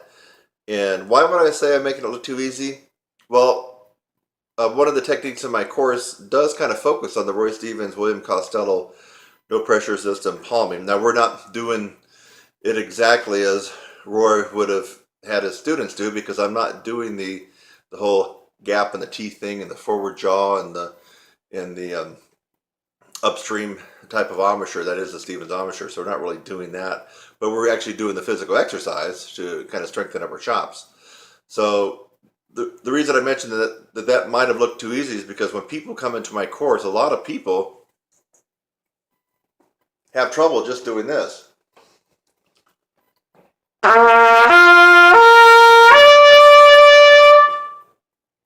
Just going to the E. Now that's just a slur going up.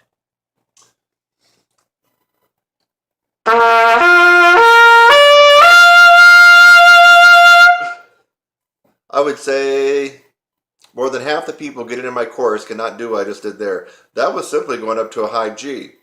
Low C, G, C, E, G. And to go up the next one, now we're going to whittle out almost all people that start my course.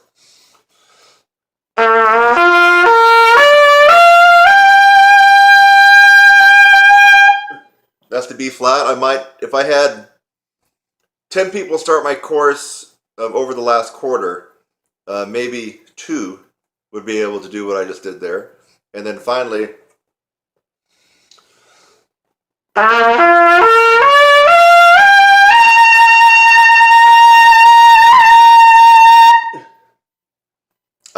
had 10 people start my course over the live course now, the one that they're seeing me every week live, either via Skype or on the phone. Maybe one would be able to do what I just did right there. And that's just a maybe. So take this technique to heart in this drill, and it's a good challenge. I mean, we're all brass players, and it seems like brass players, and especially trumpet players, like a good challenge in the competition and to challenge ourselves. And wow, can you think of a better challenge than this? Yeah, because I mean, come on. If I got on normally,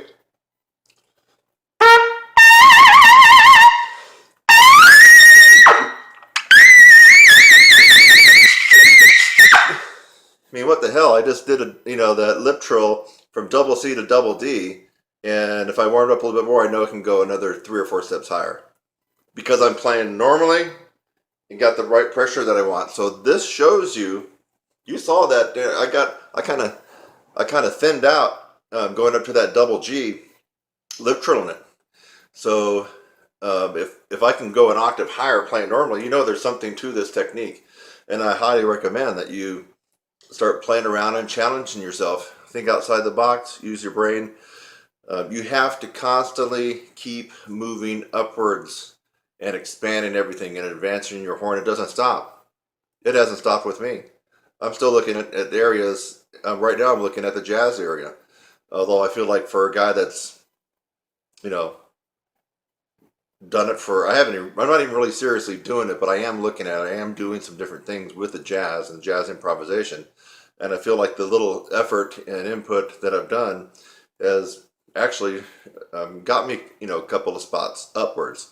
So now, do I really have to do all the jazz? No, because I have classical skills and commercial skills that tend to put me ahead of the pack and make me stand out. But I'm not satisfied with that because I want to keep expanding, keep improving. And so I'm looking at the jazz as kind of a last frontier for me. And I've been noticing when I've just been kind of fooling around playing with some of the legends of jazz, the living legends, it's at the point now where I feel like I'm kind of hanging in there with them. I mean, just on some of the recordings, and I'm like, wait a minute, I'm able to hang in there with these guys. And jazz is definitely not my forte now. Who knows? Maybe down the road it will be.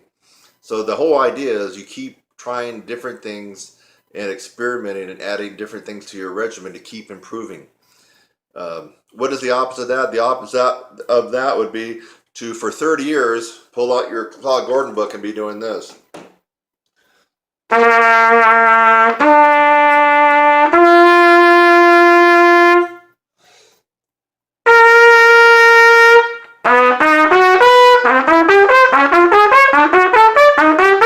and on and up. I mean, if you're doing that for 30 years and you're doing nothing else, I can guarantee you just aren't that far along, my friend. Be smart. I'm Kurt Thompson at TrumpetSizzle.com, and here on YouTube, you're a brass instructor. I'm a professional trumpet player and teacher, and I want to ask you a question. Would you like to learn how to skyrocket your range, improve your endurance, and reduce mouthpiece pressure? At the very least, you should discover that improving range and endurance is a process. It is not one book you're going to read, not one ebook. It's not one lesson you're going to take with a celebrity trumpet player. It is a process that you will have to go through. If you're willing to go through this process, I can almost guarantee that you will get fantastic results on this instrument or any brass instrument. And for right now, I would just like for you to subscribe to my channel. Look down below and click the subscribe link. I would love to have you as a subscriber on my channel, Your Brass Instructor. I'm Kurt Thompson. I'll see you in the next one.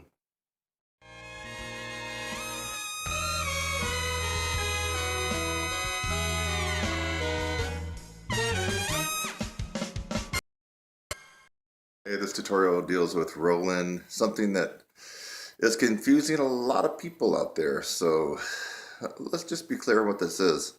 In fact, here's an exercise that you can practice. Doesn't really matter if you play tuba or French horn or trumpet or trombone. You want to be able to make your lips disappear. Okay.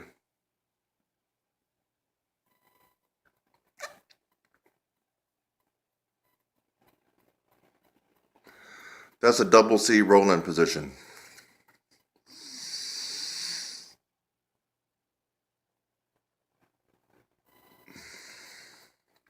I did a tutorial going over this, but I'm just doing it again. Practice. This is a technique. Just practice rolling your lips in. If you can't do that, you're not going to be able to play in the upper register that well or with a lot of ease. You got to be able to roll in. Teeth are shut. Don't be confused and think that you're doing this.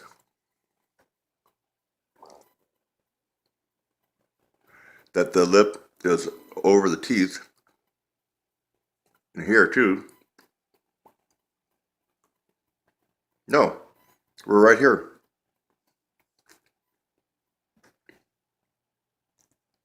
See, teeth were shut. They're open for me to roll in. Open, roll in. Now they're over the teeth. I shut the teeth. So, a technique for you that would be of value is to make sure you get the roll in. And if you can't do it this way, you're not going to be able to do it on the horn in real time. So this